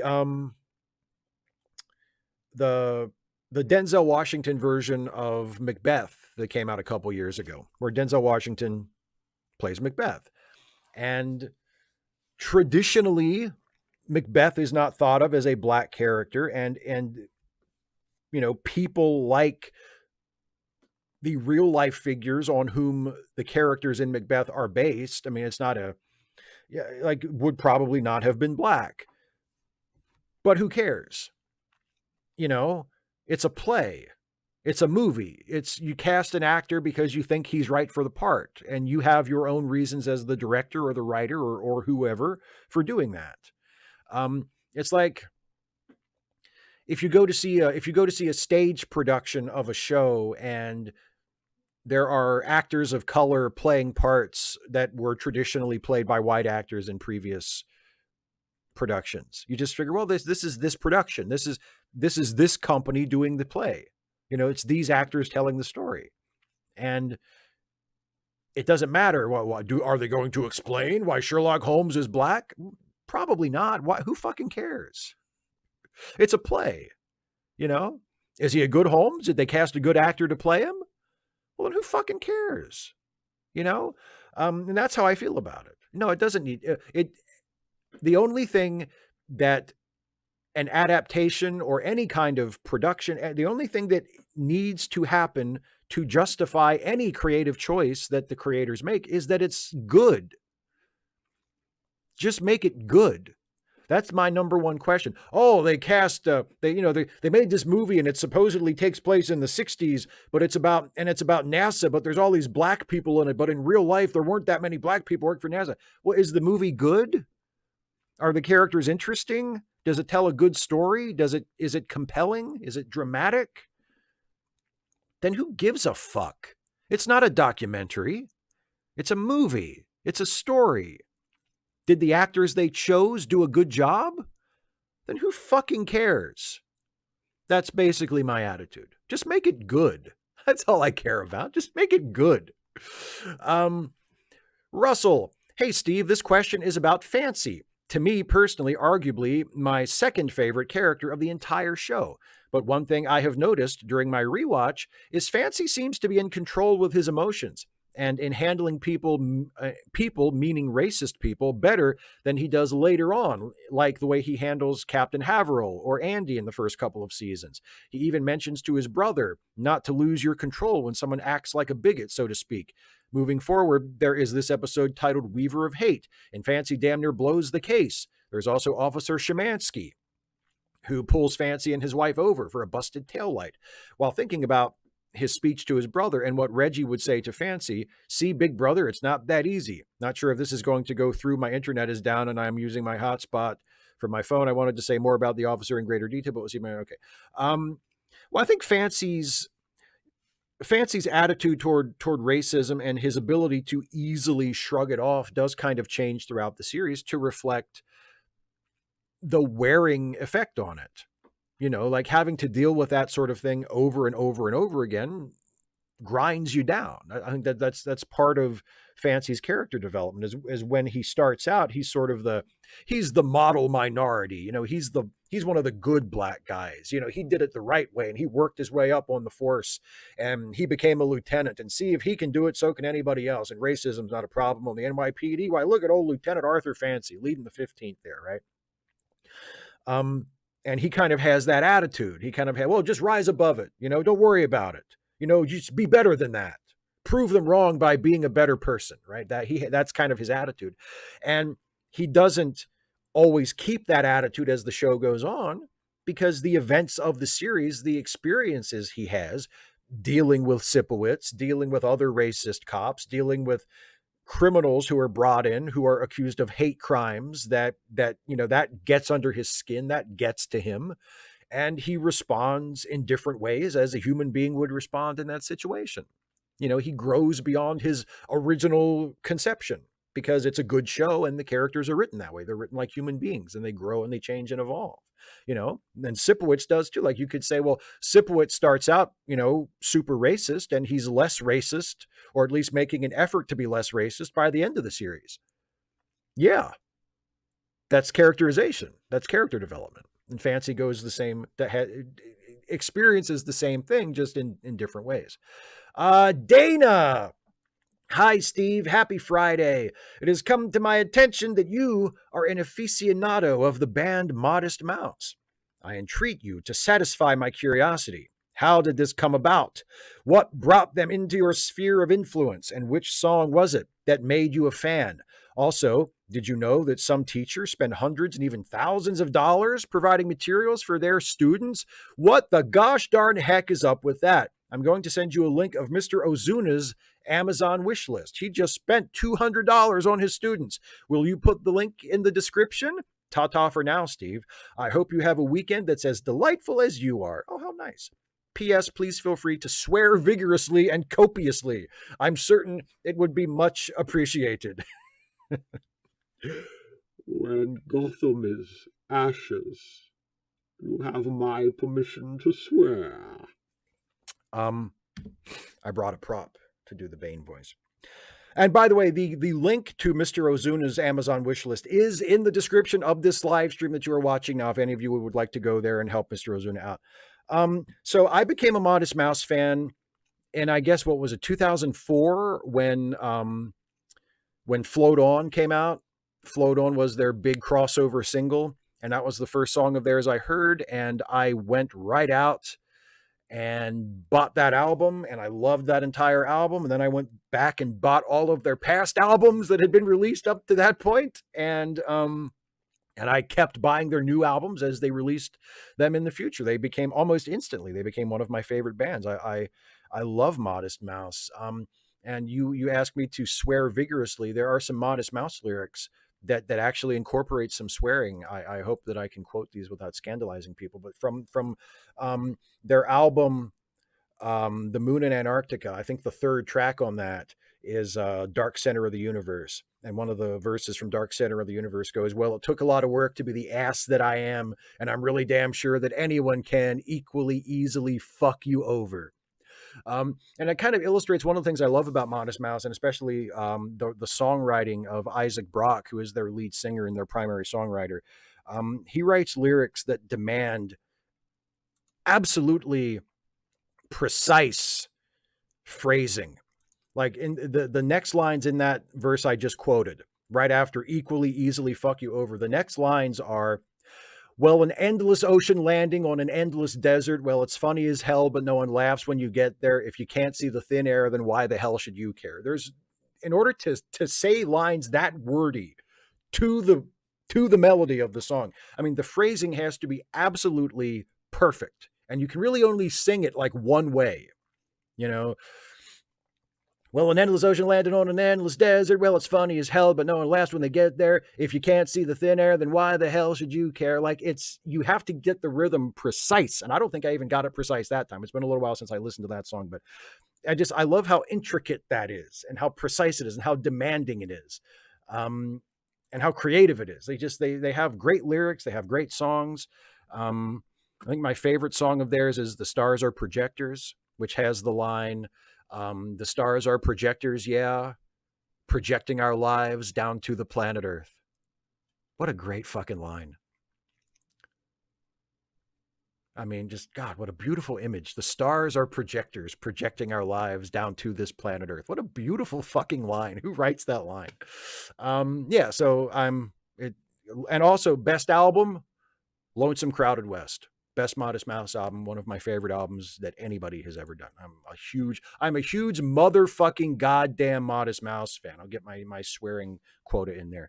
And finally, last one from Sent Merc. Hey, Steve, I was telling anyone who would listen that Joe had to go, but now that it's Kamala, I'm all aboard. I've donated. I've volunteered to work for the campaign. You know who else is all aboard? Jesse Ventura. He's recently given his endorsement of Harris, and he's a staunch independent who never endorses major party candidates. The idea has come forward for Jesse to speak at the DNC, and though it might not be the best strategy, I want it badly. Get Jesse up there as a counterpoint to Hogan. Let him tell us how big a piece of shit Hogan is and why he fits right in with the Republicans. He's certainly more qualified, being a former governor of the same state as Walz, who has worked with him in the past. Is this as bad an idea as I suspect? Do you want Jesse up there anyway?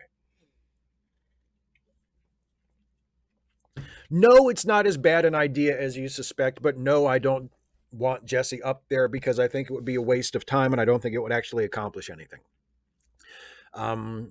They don't need to have Jesse Ventura speak as a response to Hulk Hogan at the RNC, because no one gives a shit that Hulk Hogan spoke at the RNC. That was a joke. And if the Democrats want to really establish the contrast between them and the Republicans, let the Republicans be the joke party, and the Democrats can be the serious ones. And but also the human beings who know how to actually have fun and be funny and be genuine and real, but also make it clear, like, hey, we're the ones who should be in charge of this thing. We know what we're doing. We have the best ideas. We have the best strategies. We have the best policies, and we're serious about this, while also being nice, normal, likable human beings. And also, I mean, look, as a wrestling fan, I will always love Jesse Ventura. Jesse Ventura will always be the greatest color commentator in the history of wrestling. But in private life, Jesse's a mess. Jesse's a conspiracy theorist. Jesse has exaggerated his military record.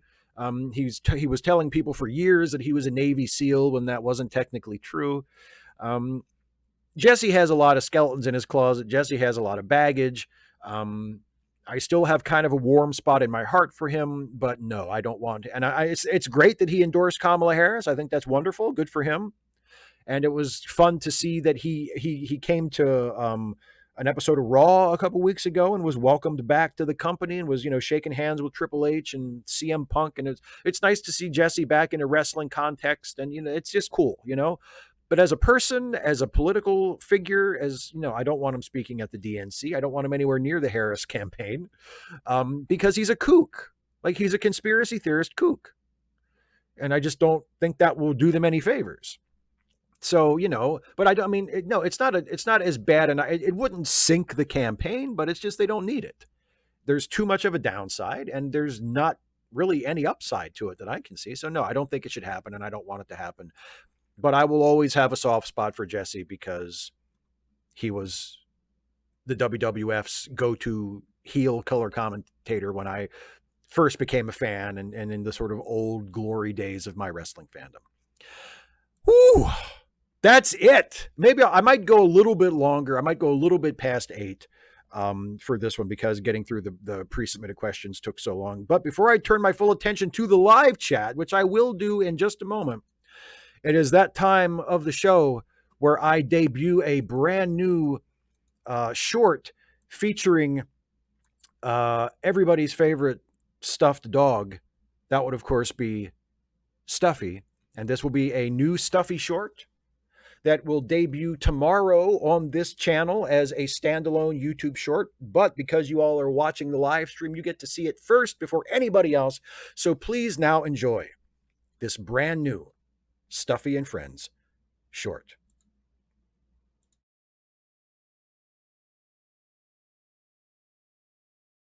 No rush, but when you get up, can you help me with something in the garage? I'm not getting up. What's wrong? Aren't you feeling well? No, I feel fine. Then why aren't you getting up? It's bed day. I see. So you're just going to stay in bed? All day, yes. What if you have to go to the bathroom? I'll cross that yellow river when I get to it. Now, if you need anything that doesn't involve me getting out of bed, I'll be right here reading my book. Fair enough. Enjoy your book. Please get up if you need to go to the bathroom. No promises.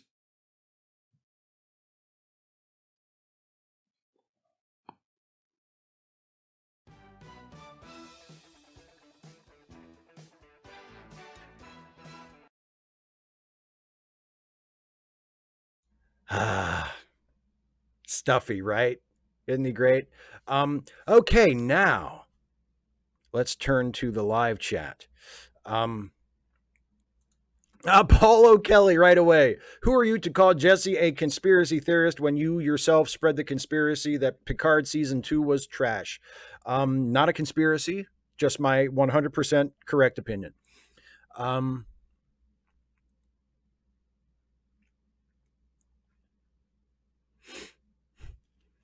Wireless Mike said, what are your thoughts on Hitchhiker's Guide to the Galaxy? What is your favorite version? Books, radio, TV shows, or movie, if any? And thoughts on a possible new movie reboot? I think the only version I've actually seen, or I saw the Martin Freeman movie from the early 2000s, I think, or the mid 2000s, the one with Alan Rickman as the robot. And I saw the TV version from the 80s, I guess. And I really liked that. I really liked the TV version. And the movie was all right. The movie wasn't bad, but I really liked the TV version. But I've never read any of the books. I never heard the radio show. I like it. Like the versions of it that I've seen, like I like it a lot. I think it's really funny and really clever. But it's never been like one of my things. Like I've never felt a particular attachment to it. The versions of it that I've seen, I've really liked, but I've never felt like, oh, I've got to see every single version of this. So I mean, if there is a new movie version of it coming out and it's good, then I'll watch it and I'll enjoy it and that'll be great. But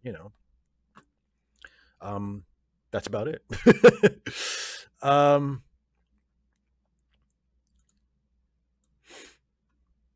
Let me see.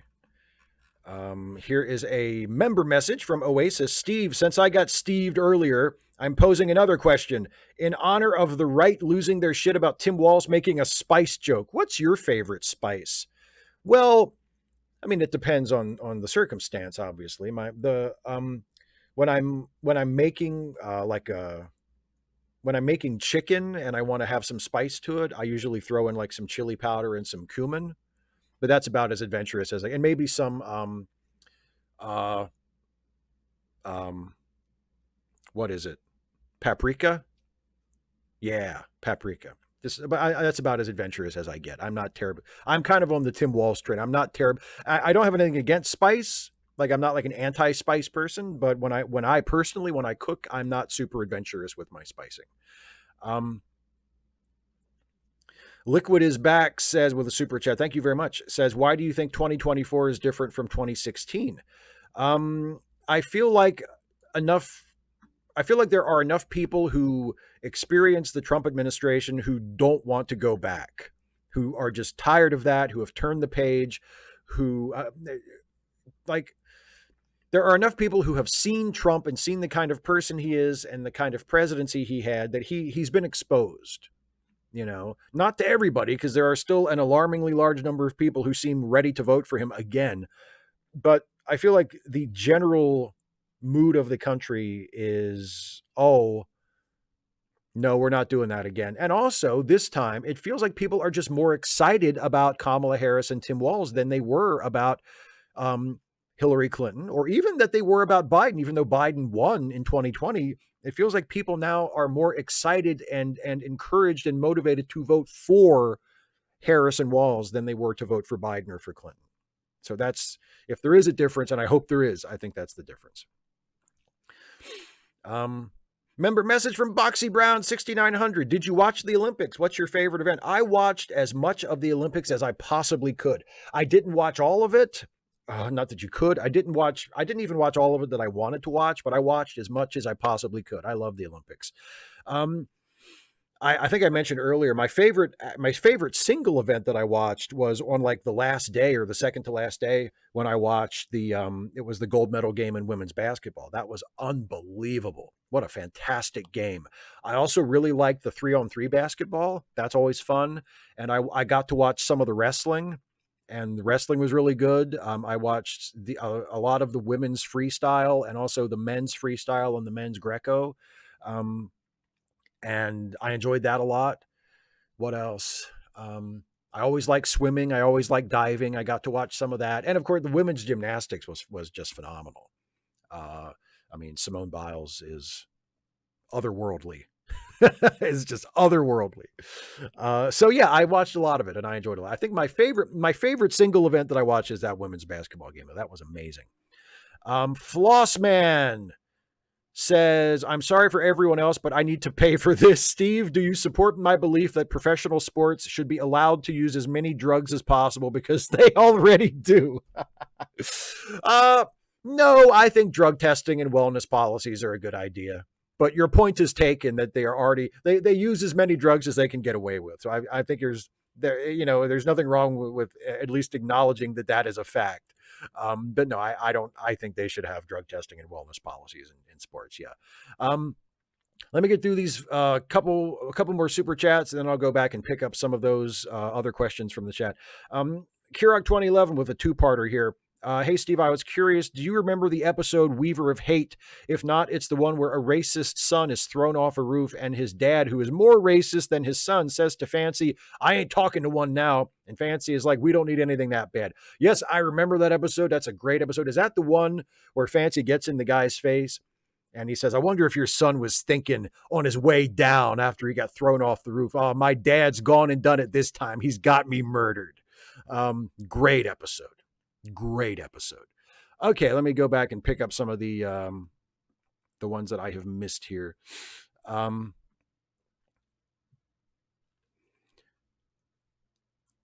CH Joe 83 shared your review of Bar Association to a friend. Is there a distinction for you between liberal and leftist? How do you understand your political identity? How did you arrive there? I understand that I understand that other people find it very important to draw a distinction between liberal and leftist. Mostly leftists really don't want to be described as liberal because they see liberal as a bad thing. To me personally, it's not that big of a deal. If someone describes me as a liberal, I'll take that. If someone describes me as a leftist, I'll take that, as long as they're not describing me as like a specific kind of leftist that I'm not. Like I make it pretty clear that I'm not an anarchist. So I don't think it's fair. I just don't think it's accurate to describe me as that. So I would sort of, correct that. But I think of myself, I tend to favor the more general label of progressive, because that covers a wide swath of territory. I'm a progressive, is how I choose to describe my political orientation. Blue Typhoon 7 says, so Steve, I want to say thank you for the video you put out a while ago about not giving up on the political race, but what can I do about trying to convince Republicans that P 2024 is real? Project 2025 is real and awful. Well, just show it to them. Just send them the link. Like you can show it to them that it does exist, it is real, and you can show them the work history of all of the major people involved in putting it together, and show your Republican friends, oh, most of these guys worked for the Trump administration, and the rest of them that didn't directly work for the Trump administration worked for the Heritage Foundation, which Donald Trump has made no secret of his admiration of and close ties to. Anybody who honestly looks at it, you can't deny that it's real and that it's very closely tied to the Trump campaign. Berlin CB. Yes, that was the Magnum PI theme song that I was watching in the Stuffy Short. Michael Handeline, what do you think of Disney trying to use Disney Plus terms of service to get out of that wrongful death lawsuit? It's horseshit. It's scumbag horseshit. Hopefully it's not going to work. Like, I feel like that is an extremely, that's a stretch. That's a stretch to say, well, you agreed to terms of service, therefore we're not liable for the wrongful death. Like, no, I think that's fucking ridiculous. And it's a scumbag move that they're even trying it. And hopefully a court will feel the same way. Dark Matter says, was listening to the Ensign's log, and in the episode where you get put in the same place as Lenore, you do this voice as a patient that is so funny. Was that based on anything? Hello, it's me again. Probably not. Usually when I'm put on the spot and I have to do a voice like that, I just kind of fumble for whatever I can think of. And I can't remember the specific voice you're referencing. So it might have been based on someone or something real, but it may have also just been me, like, grabbing for something and going, I think I can do this voice. It sounds funny. Isaiah says, I'm also a massive fan of From the Earth to the Moon. The soundtrack and opening scenes are incredible. My favorite rocket is probably the Mercury Redstone. Watching it high is so fun. From the Earth to the Moon is an amazing series. I should go back and watch it again at some point. It's been a long time since I've watched it, but I love From the Earth to the Moon. Another super chat from Kirok. Thank you very much. Says, last NYPD Blue comment, that racist officer, I love the episode Raging Bulls, which leads to Andy and Lieutenant. Yeah, I remember that. The fight in the locker room, right? Yeah. Ooh, yeah, that's good stuff. CMX says, as far as Hitchhikers, the first book is very quick read. Highly recommend giving it a try. Don't need to read more if you don't care for it. Yeah, I have no reason not to read it. I just haven't. Like, I'm not like avoiding it or anything. Like Tolkien. From what I have read of Douglas Adams' writing, he's a wonderful writer and a very clever writer and a very adroit, nimble writer, unlike Tolkien. So, I would definitely be up for reading Hitchhikers.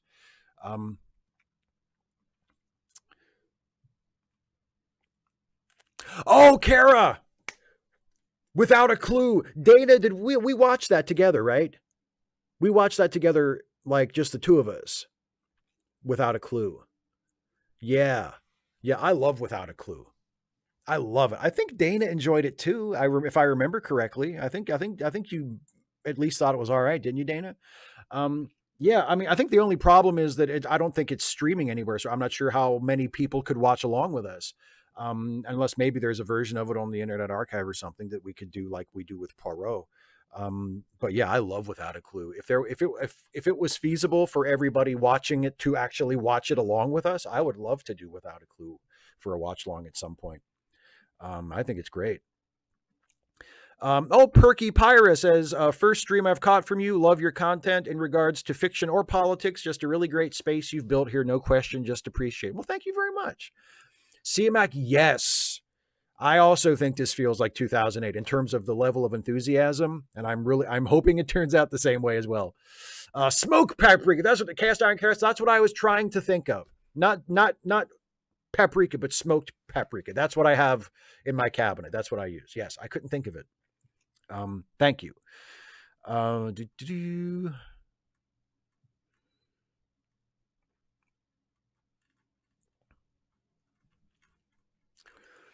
John Burns says Patreon is charging 30% due to Apple. Is this true? Partially. The way it works is for people who join Patreon through Apple, like if they pay their bill through Apple's payment processing thing, Apple is requiring Patreon, if Patreon wants to continue to use Apple as a payment processor, then they have to pay a 30% fee to Apple to do that. So in order to account for that, you can either, as like for me personally, as the person with the Patreon, as the creator, I can either choose to absorb that cost myself and take 30% less from every patron of mine who pays through Apple, or I can allow Patreon to automatically add 30% to the cost and then it gets paid that way. But it only applies, it will, from what I am told, from what we were told through Patreon when Patreon informed us of this, it only applies to new members. And it only applies to new members who sign up through Apple. Like, so if you become a patron, like on your iPhone, you would get the, you would have to pay the extra 30%. But if you sign up as a patron, like, you know, on a laptop through the web page, and you're not paying through Apple, you're paying like through PayPal or through a credit card transfer or some other platform, then it should not apply to you. But yes, it will be an automatic 30% added for new patrons who sign up through Apple. Yes. And it sucks, but it's not Patreon's fault. Like, Apple is sort of forcing them to do it.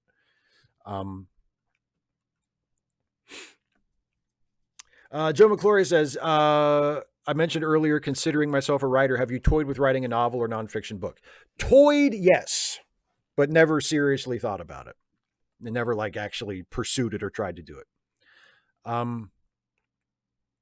Paul O'Kelly says, I'm getting quite concerned that I have been lied to. It's 1 month to the Bell riots and only 4 months for Irish unification. Are you worried too? It's not lies. It's acting. It's pretending. You know, they're not historical documents. It's a television show.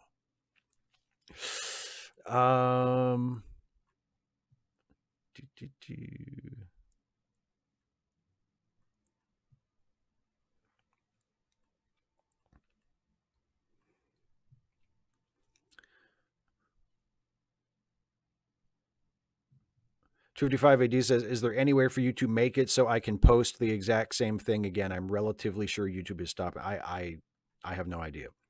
Let me catch up on a couple more super chats. Last question of the night. Steve, have you seen the film Philadelphia? If so, what did you think? And I am curious, if you were to guess, why aren't there any reviews on what I think is a great film?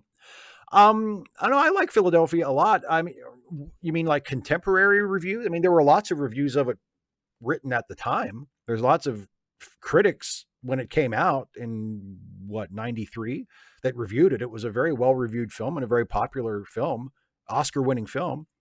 You mean like contemporary? I guess maybe it's considered somewhat of a relic because, I mean, maybe for some good reasons, because our management of people with HIV has gotten a lot better, and stories like, and our tolerance of people with HIV and our understanding of that disease and of people who have it has evolved a lot. There's no longer the kind of stigma and judgment attached, at least not nearly to that degree. I'm sure there are still some small-minded assholes who, you know, would hold having HIV against someone, but that's not nearly as prevalent as it used to be.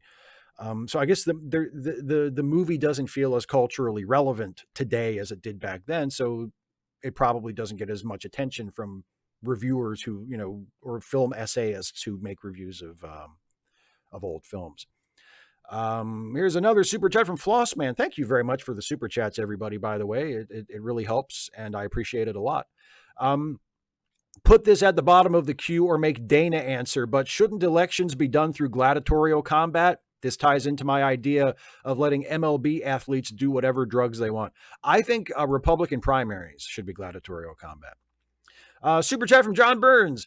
Many VPs who have run have done well since 1945, more because of their former presidents than themselves. How can Kamala succeed while not losing the Biden bump? Well, I mean, I think the Biden bump comes from the fact that Biden has done a fairly good job, as president, at least domestically. I think domestically Biden's done a pretty great job, except for the his management of the border. His immigration policy has not been what I would like, but everything else has been terrific. And all Kamala has to do is say, yeah, I was there for that, and I take ownership of that, and I will continue to do those sorts of things when I'm president. And she has Biden's full endorsement, and Biden, is here and there is campaigning for her. He's not out stumping full time, but they just had a campaign event here in Maryland yesterday or the day before yesterday. So I don't think she's in any danger of losing the Biden bump.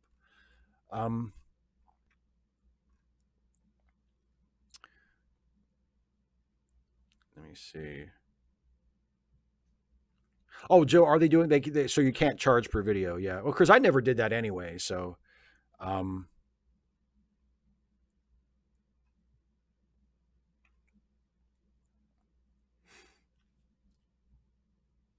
Blue Typhoon, you just wait. So you mean Marty McFly didn't go to the year 2012? No, he went to the year 2015. Either way, he's gone now. Yeah. Oh man, HB Haggard, the Gilligan's Island joke in Galaxy Quest. Wonderful. Amy Collins, Steve, have you ever weighed in on the original Lost in Space? Probably not. I've never made a video about it. I like it. It's fun. It's goofy, silly fun. I enjoy it. It's never been like one of my tip-top very favorite shows, but I could watch it pretty much any time. It's a blast. It's a fun show. It's just a goofy show that I enjoy.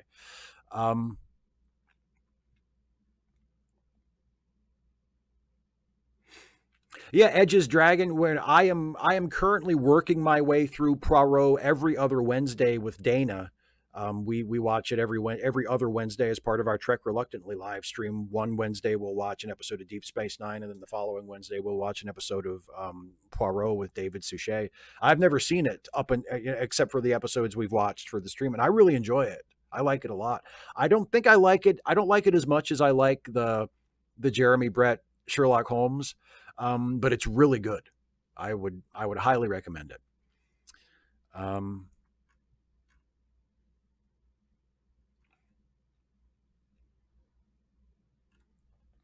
Dana approves of my idea for once. I think I've had multiple ideas you've approved of.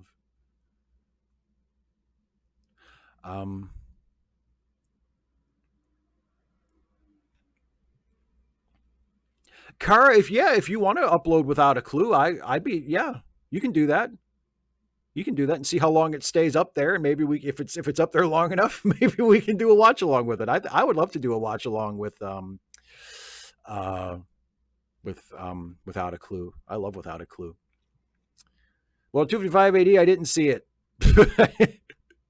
I didn't see what I'm sorry. The chat is awfully busy. So as I have said before, and I'll remind everybody, if I miss a question in the chat, if I don't respond to something that you ask, it's not personal. It's either because I didn't see it or I saw it and I just didn't have anything that I thought was interesting to say. So please don't get all bent out of shape if I don't respond specifically to something that you post in the chat. It's not personal.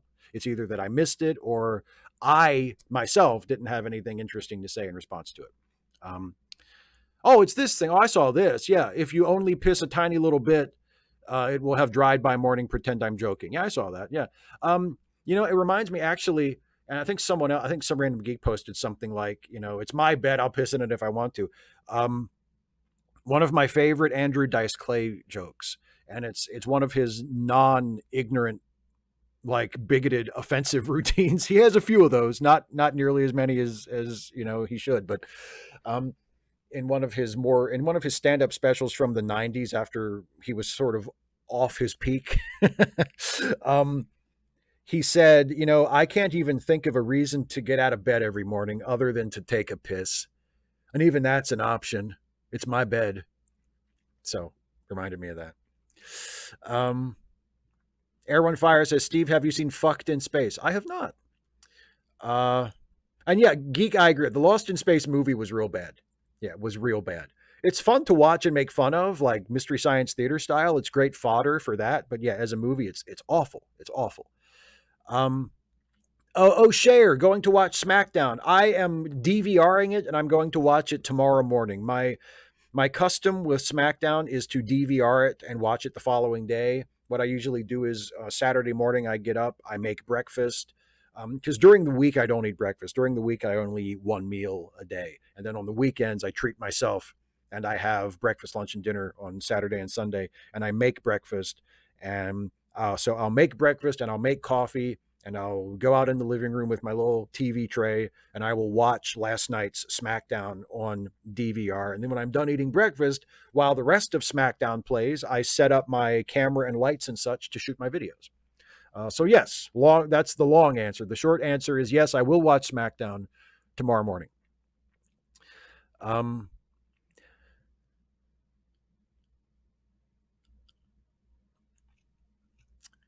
Oh, and Kirok with another super chat says, that reminds me, but in 2 weeks, are you doing the whole 2-part episode or doing part 1, then part 2, 2 weeks later? Yes, that's how we do 2-parters. We're going to do part 1 and then we'll do Poirot the following week and then we'll do part 2 the week after that. Yes, that's how we're going to do it. John Burns with a super chat says, Trump was a slumlord in the 80s. There are some long-term supporters. I wish you well. Well, thank you. I wish us well too.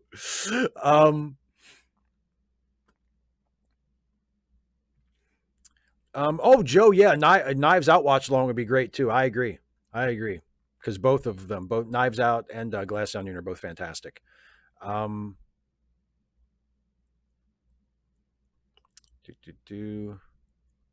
Paul O'Kelly says, if the wind blows well behind the Harris campaign, how close do you think it could get to Trump suffering a blowout like Mondale in 1984, or is that now impossible? No, I don't think it's impossible. I wouldn't bet on it. That would be phenomenal, though. Like, what better repudiation of Trump could there be than to have Kamala Harris win a Reagan or like a Nixon in 72 style, just massive electoral blowout, where she gets like 500 electoral votes. That would be amazing. I'm not expecting that to happen. But if it did, that would be the icing on the cake. That would be fantastic.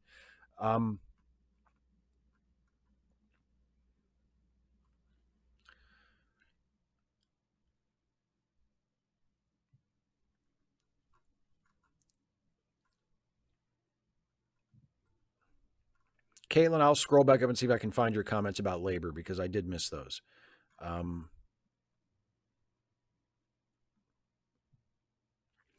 The attitude you heard about is better than we've been getting, alas. We've been getting labor saying we are on your side, and that's why we're banning transition care piece by piece. By the self-hating gay minister who is funded by and has a long history with Policy Exchange, which is a really awfully right-wing centrist think tank. Yeah. That sucks. That is worse than that's worse than how I characterize it when they're saying, no, we actually banning gender affirming care is good for you guys. Yeah, no, that's fucked up. That's bullshit. Fuck that.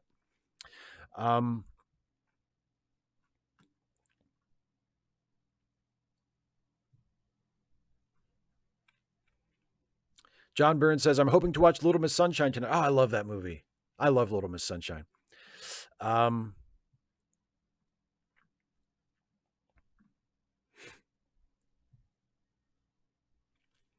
Azul Hassan, what's the most obscure sci-fi film or TV series you've seen, whether you liked it or not? Well, I'm going to have to look this up here. Um,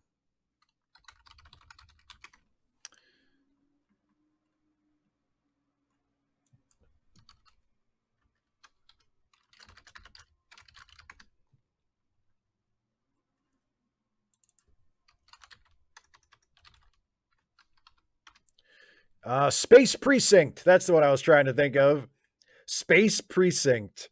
I don't even remember if I paid enough attention to it to know whether I liked it or not.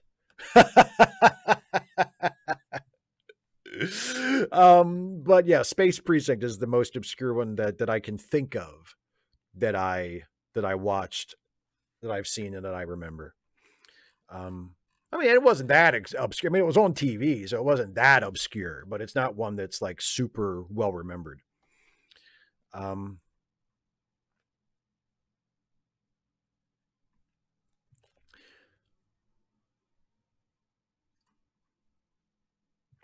Air One Fire says, "Do you have, or would you consider having a Discord server?" I don't have one. I mean, it's not that I'm against it. I really don't see the point of it. I have no time to pay any attention to it. It's not something that I am personally interested in having or participating in.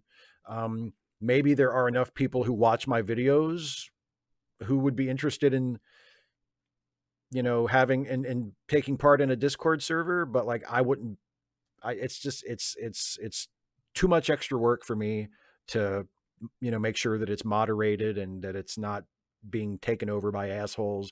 And it's just not the sort of thing that I would be.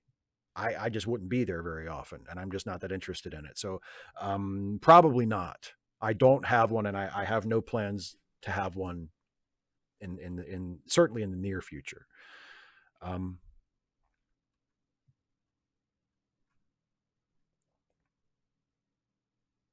And yeah, Cast Iron Chaos, that is a great point. Cast Iron Chaos says, "I'm not going to be secure about the election until November 6th when the votes are counted, or later when the mail-in ballots are." Yes, let's not, I mean, just because Harris and Walz are doing well in the polls right now, and just because everything seems to be running our way in terms of momentum, I mean, that's great. And let's keep up the enthusiasm, but let's not take it for granted. Like, I'm still writing my postcards. A lot of people are still volunteering and canvassing and phone banking. Like, let's keep pushing and pushing and pushing as hard as we can to get this thing over the finish line. Let's not take it for granted, because yes, it's still a long time. I mean, that it runs in good ways and bad. It's still a long way to November 5th. It's only just August, and a lot can happen between now and then. So we need to keep pushing, not just relax and say, "Oh, this seems like this is going to go our way. All right, we can take it easy." No, we can't do that. So that's a really good point. Do not take it for granted. I've seen some Space 99, John Burns, but I think Space Precinct is more obscure than Space 1999. I mean, they were still running Space 1999 on the Sci-Fi Channel when I was a teenager, back when the Sci-Fi Channel actually showed sci-fi shows. They were showing reruns of Space 1999. I never saw anybody showing reruns of Space Precinct when it was over. Maybe you can see it somewhere, but it was not nearly as easy to see as a lot of other shows. Oh, Dana's pumpkining. Good night, Dana. Thanks for coming. I'm probably going to wrap it up pretty soon too. I know I've only gone a few minutes over 8, but I don't want to go too. I don't want to make too many demands on my audience. We've been going for over 2 hours now.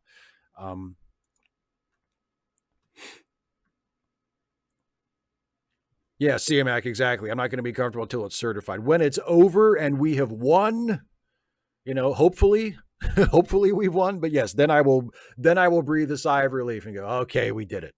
Yeah, don't act. It ain't over till it's over.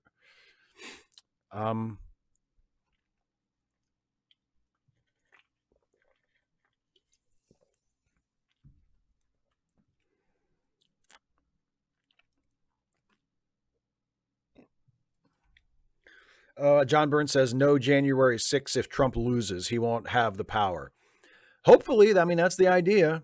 Yeah. And also, I mean, it's important to, that's why it's important to vote all the way down the ballot. Because here's the thing. If Harris and Walz, if the current enthusiasm and the current trends in the polls translates to a big victory on election day, hopefully that's not just a big electoral college victory and popular vote victory for Kamala Harris and Tim Walz. That's also a big Democratic victory in Senate and House races. And the new Congress is sworn in on January 3rd. So if we win big or at least somewhat comfortable Democratic majorities in both houses of Congress, especially in the House of Representatives, which, you know, I don't know if we're going to do that or not, but the House is, I guess both the House and the Senate have to certify the election results. But anyway, if we win Democratic majorities in Congress, those new majorities will be sworn in on January 3rd, and that will be the Congress that then certifies the election result, the presidential election result on January 6th. So if we have a blue wave and we take over both houses, or we expand our majority in the Senate and take back the House, then there definitely won't be a January 6th, because there will be no Republican power to do that. And they can protest outside if they want, but it won't do them any fucking good. Like Kamala Harris will still be the Democratic vice president at that point. Hopefully there'll be a Democratic majority in both houses, or at least in the Senate. So there will be no opportunity for any January 6th shenanigans to take place, because the Democrats will be in charge.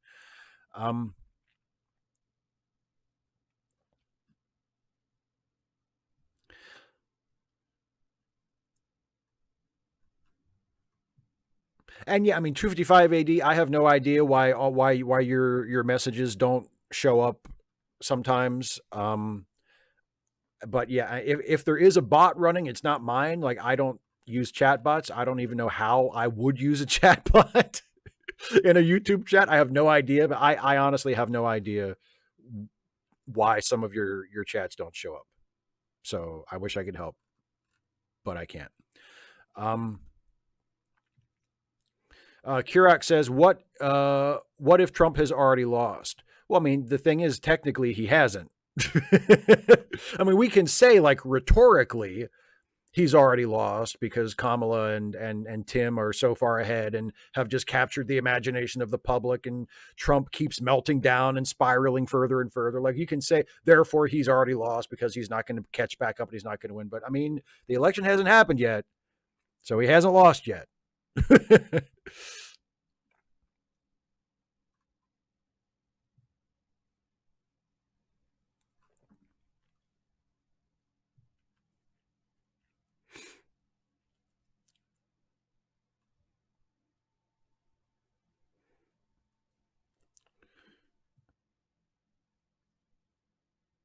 Yeah, Simon says apparently Republicans have just announced an investigation into Walz is tied to China. They're grasping at any straw they can at this point.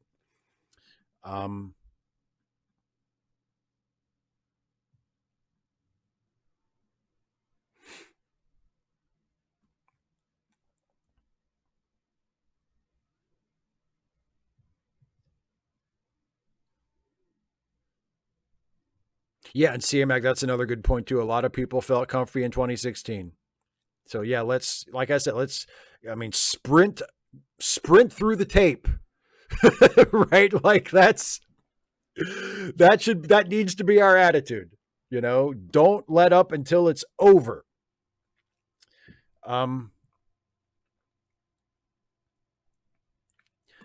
Member message from Stephen Clenard. Cheers from whatever that word is. Aotearoa. More Tim Walz, please. Hashtag Walz to the ball.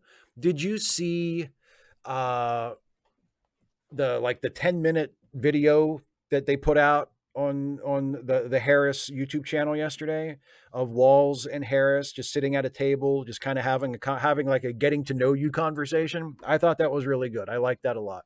Obviously, it's a campaign piece, so take it as that. But they talked about music, they talked about their childhoods, they talked about like why they chose their professions that they had before they got into politics. It was a really nice conversation between the two of them, and I'm gonna make a video about it tomorrow. I'm probably not gonna write it. I think I can just improv it off the top of my head. But after I shoot tomorrow, my main job is shooting the next Trek Actually video, and then when I get that shot, I'll go ahead and do this video that's sort of riffing off of pivoting off of the Harris Walls conversation video that they put up on their YouTube channel earlier this week, and because I have some thoughts about it, and just an interesting observation about the difference between them and the Republican ticket that I think is worth sharing. So, but yeah, that'll be my contribution to more Tim Walls. How about that?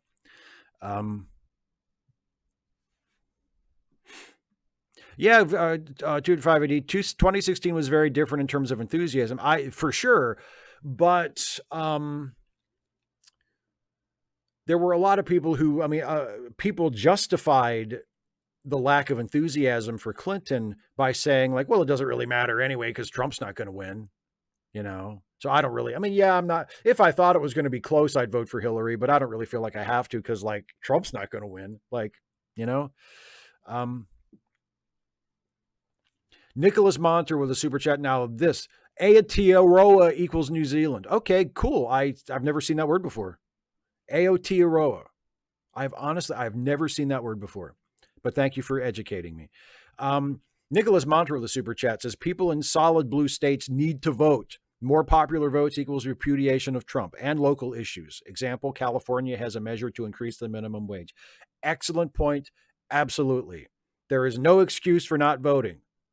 Whether you live in a solidly blue state or not, get out and vote. Every vote counts. Yes, it counts toward your local and state elections. You need to vote on those as well. It counts in your congressional race. It counts in your Senate race if one of your U.S. senators is up for re-election this time. And it counts toward the presidential race too, because it would be great to have a massive popular vote majority to repudiate Trump as well as an electoral majority. So yes, people who in quote unquote safe states, vote. God damn it. Vote.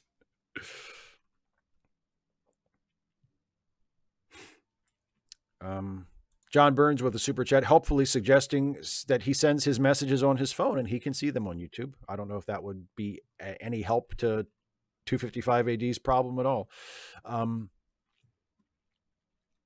Daryl Letts hasn't heard that name either. There you go. See. It's Maori. It means land of the long white cloud. Interesting. What a beautiful name. Yeah, I've never seen that word before in my life, but now I have, and I'm glad I have. Now I see you learn something new every day, and today I learned the Maori word for New Zealand. Brooke Harris, we're in Georgia, so we're trying. Good on you. Good on you.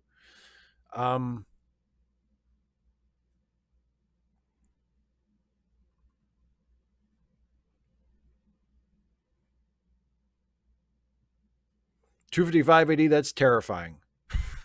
255 AD says, just so you know, you're the closest thing I've had to a real father. I'm flattered. Thank you very much. But you need to get out more.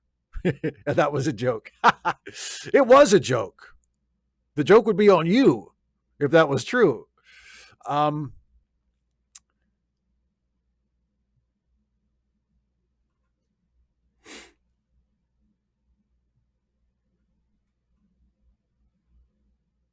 Okay, John, calm down. You can see them. You can see them on your computer. Yes. Okay.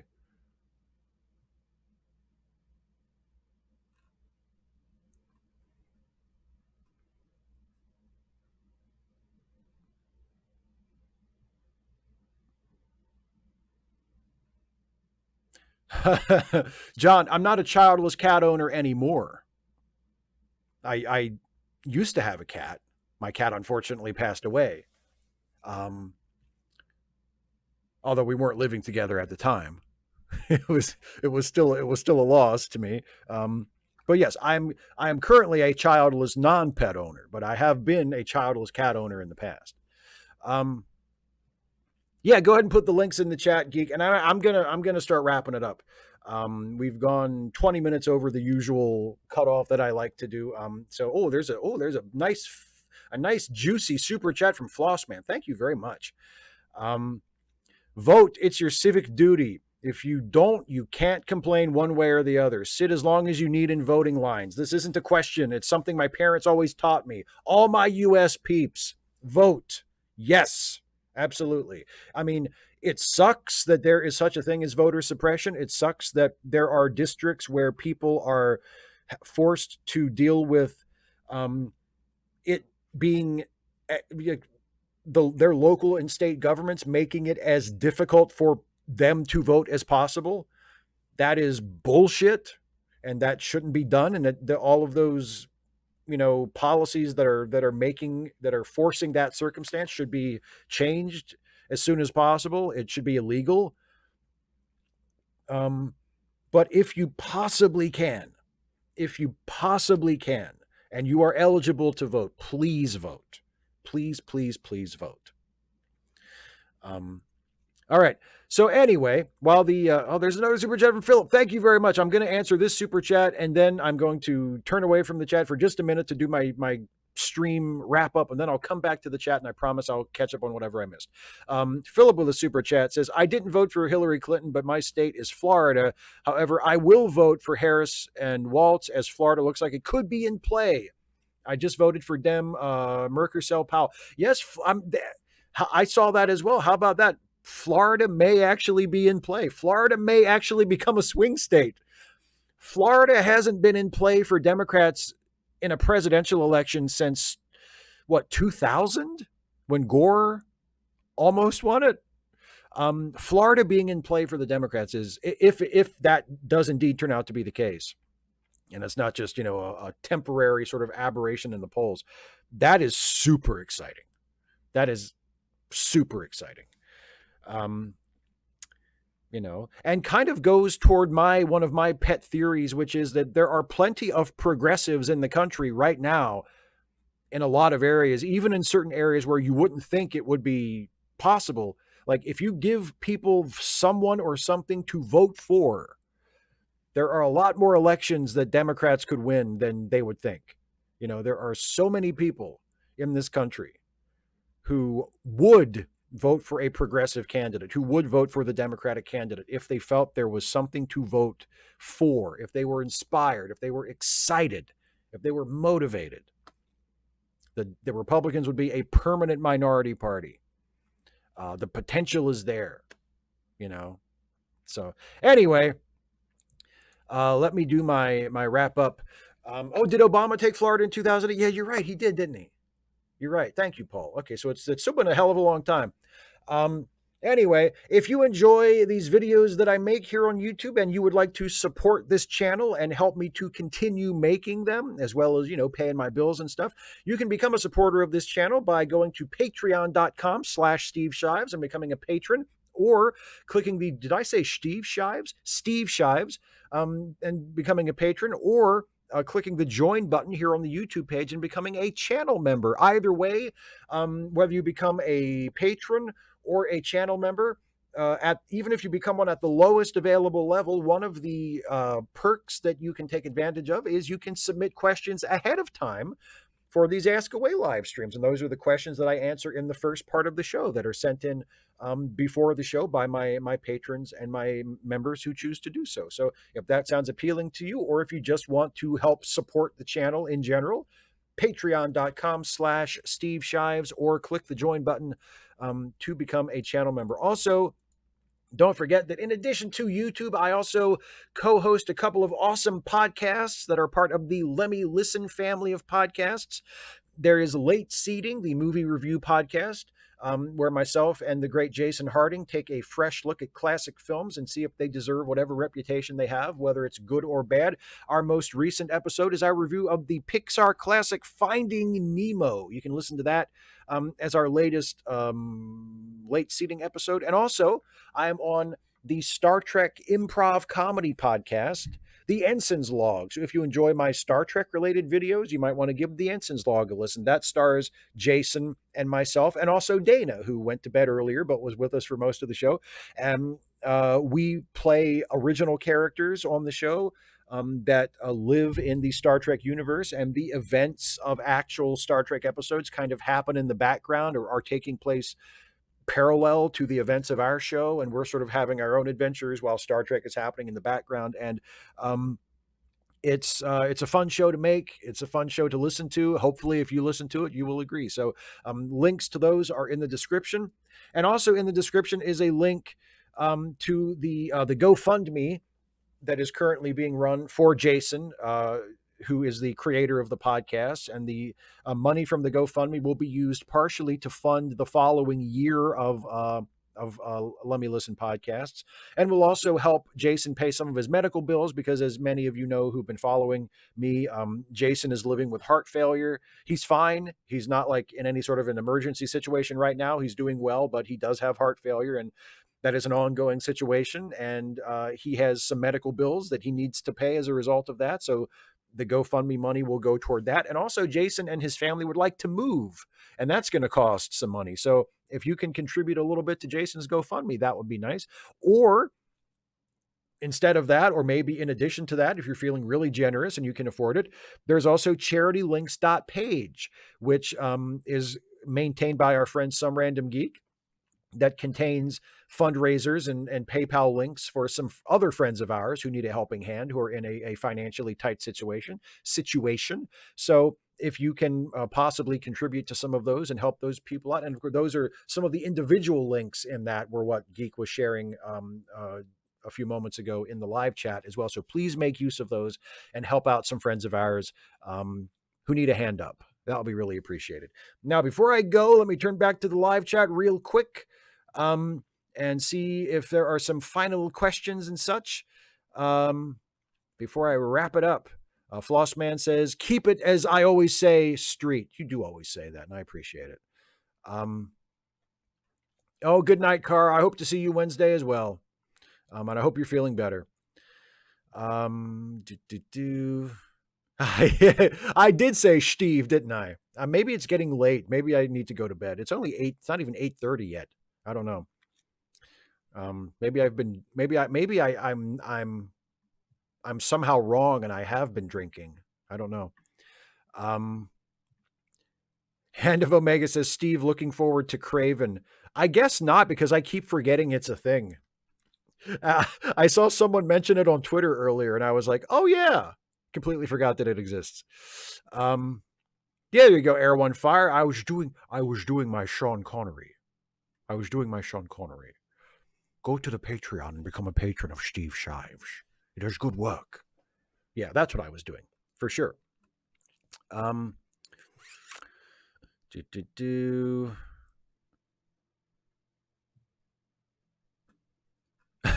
for you, Kirak. Your internet is restored. Just in time for me to end the stream. Yeah, someone spiked my Mountain Dew, or in this case, my zero sugar Canada Dry ginger ale. I'm not doing the dew tonight. I'm drinking some ginger ale. But yeah, maybe somebody poured some Crown Royal in here or something when I wasn't looking. If so, they did a good job, because you cannot taste it at all. Anyway, that's it, everybody. Thank you so much for joining me. We'll be back again in 2 weeks to do this again. And in the meantime, I'll see you during the week for all the usual videos. And Dana and I will see you Wednesday for Trek Reluctantly. We're watching Poirot again. We're watching the first half of, I can't remember, but it's on the live stream. I scheduled the live stream already. You can see which Poirot episode we're watching on Wednesday. Thank you all so much. Have a good night. Have a good weekend. I appreciate your kindness and your attention and your generosity. And I will see you next time. Bye-bye, everybody.